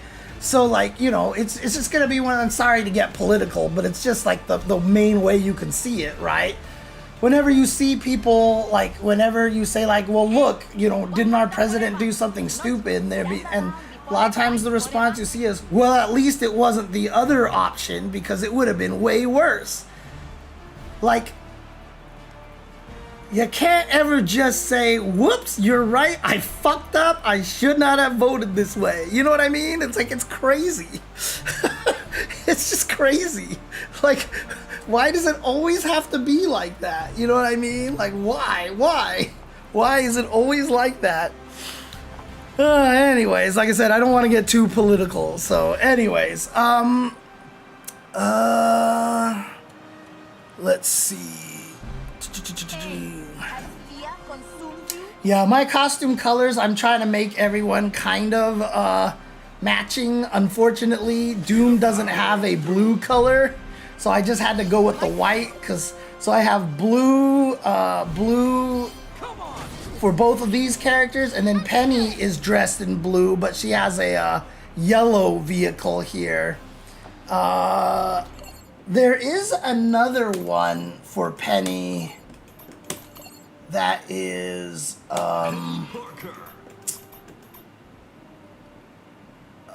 not the original one. Was it this one? Let me see. Oh no, that's green. That's green. So if you actually look at this, yeah, that's green and purple. It's a cool color, but I mean, purple isn't a bad match for my isn't a bad match necessarily. Green and red.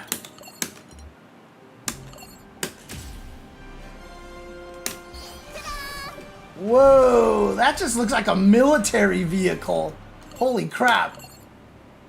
So it's either the one that I've picked or the default color probably. The default color, you know, has a little bit of the blue trim. She's a little blue. But since I always pick UCLA colors and stuff like that, I was like, you know what, I'll just go with UCLA colored Penny here. And she's dressed in blue and white, so it's close enough. So wait, there's a blue Doom if you beat his team's episode? Really, Captain Crosus? Oh shit. Okay, I gotta do that. How do you do that? Like, when you do the thing, do you have to pick the actual team? Like, if you go to, what is that, in episode here? Like, let's see. So you can follow the story of the characters forming teams to stand up again. Choose your favorite team and dive right. Oh yeah, okay, it is based on each one. I see. Okay. So in other words, if I do Knights of Doom, I get a blue Doom. All right, we in there. We're going for it. We're gonna get that at some point in time. Maybe next time I play, I'll next time I stream, I'll just beat a bunch of these so I can get the colors and, you know, just see if I can get a feel of, you know, the pace of the game and stuff like that, because I think that would be really cool to do as well. So, any case, I'm gonna go ahead and call it a night. I've been streaming for like 4 hours here, and like I said, I hope you guys have been enjoying me streaming a lot more. And, you know, obviously it's hard for everybody right now. Everybody's going through it, but if you do have any spare change, or if you have Amazon Prime and you want to use your free Twitch sub on me, that would be appreciated. But if you wanted to sub, I would appreciate that. Also, if you are on YouTube, I have finally opened up YouTube memberships, which is their version of their version of subscribing. So if you're on YouTube, you can actually subscribe to me now. Hi, Nathan. He knows I'm ending, I guess, because of the tone of my voice and stuff. He gets it. It's really weird. Because as soon as I start doing my closing speeches and stuff, he gets up and he starts meowing more. It's really amazing. Both Nathan and Jasmine are really smart cats, honestly. Oh, God.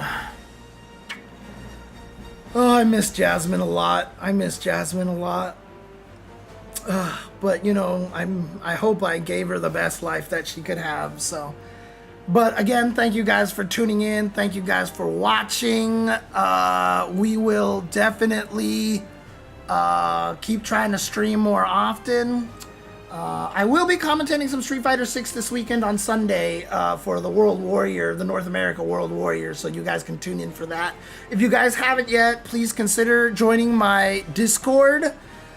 Because there I always announce when I go live and stuff like that, so you can get notifications there without having to worry about, you know, emails or whatever like that. God, there we go. So there's the Discord link. Let me also put it in the YouTube. Oh, this cat is amazing. Mwah. Hi. Oh, ho, ho, ho, ho. Hi. Hi, Nathan. Oh, you're so cute. Oh, whoops. Okay, let's do this here.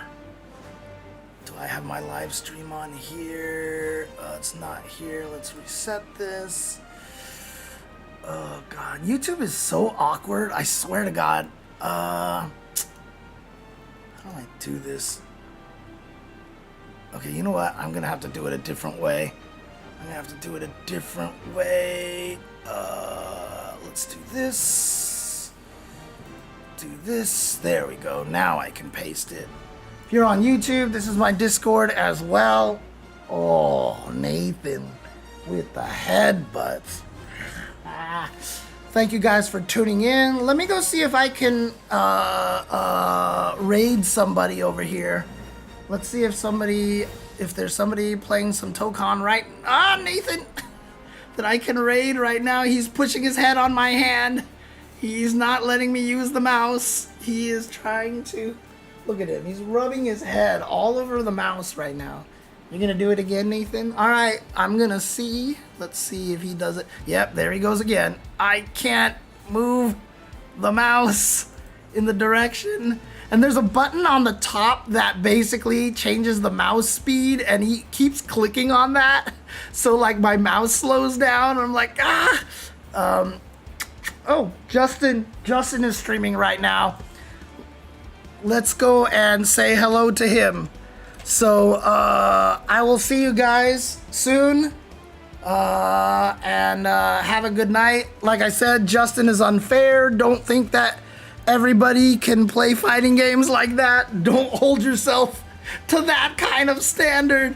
But let's go hang out with him. I'll see you guys later. Take care. Peace out and have a good night. And also, don't forget, sorry, I almost forgot here. Don't forget, Oh shit, he woke up. be excellent to each other. Black lives matter, trans lives matter, women's lives and choices matter, Palestinian lives matter. Be excellent to each other. Party on, dudes, and I will see you guys next time. Peace. Be excellent to each other. And party on, dudes!